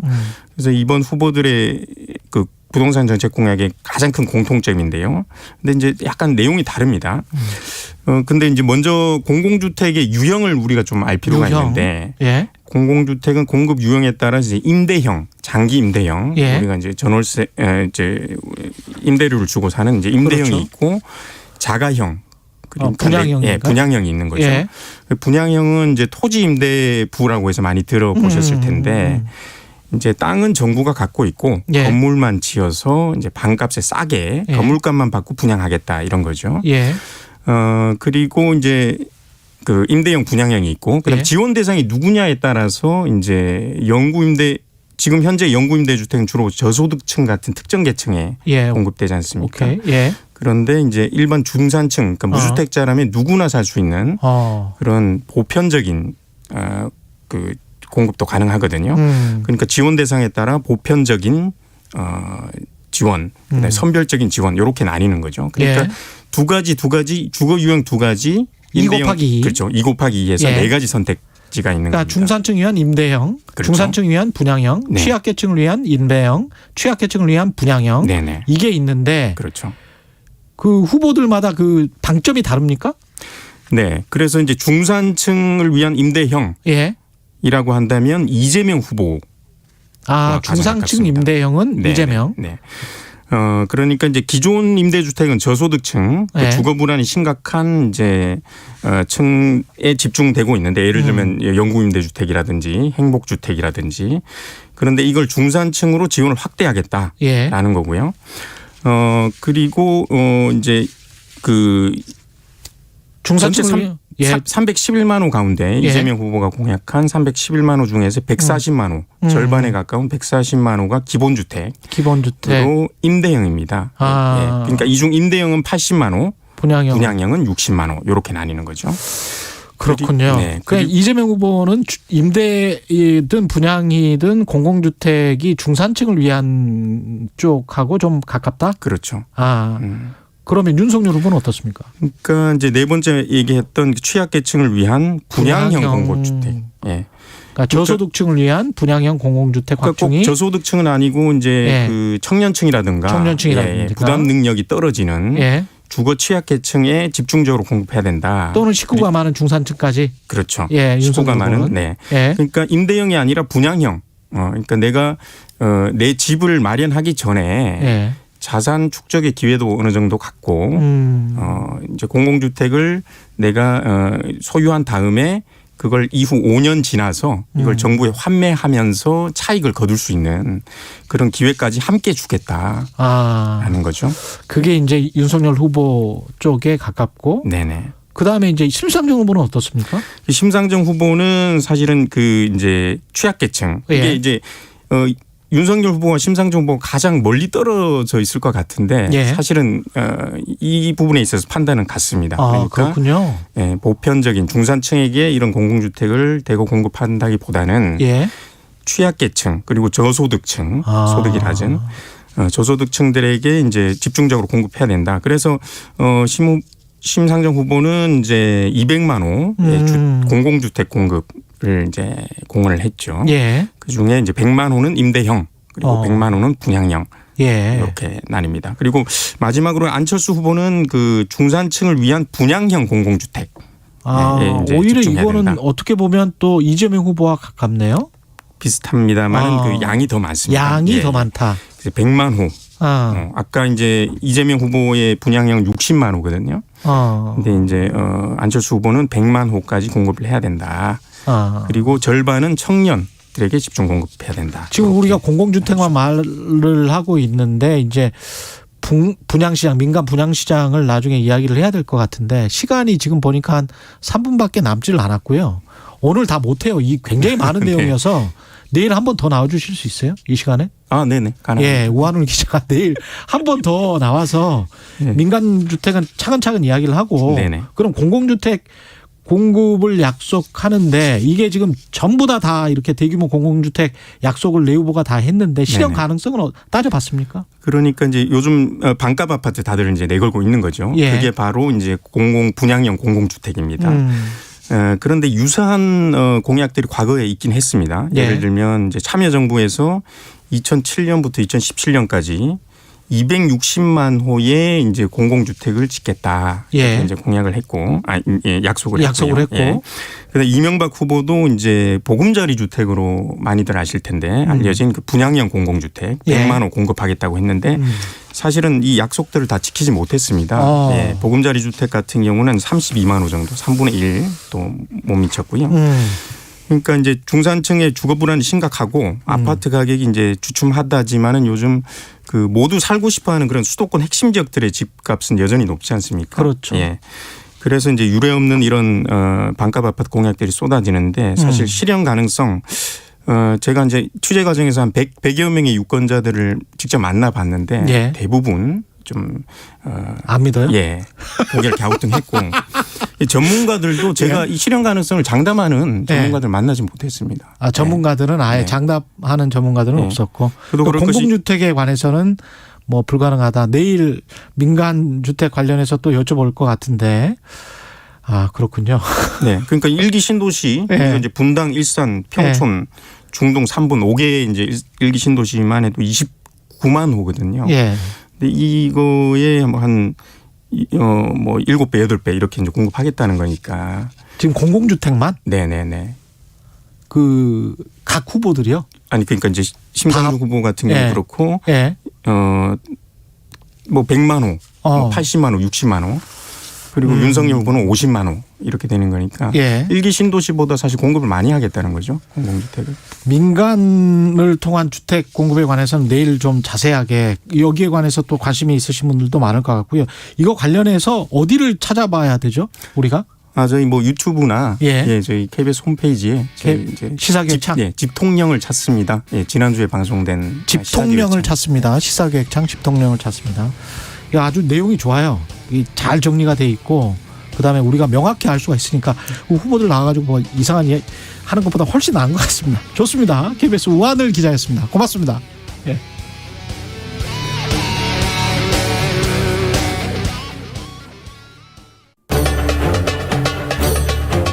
코로나19 상황이 이어짐에 따라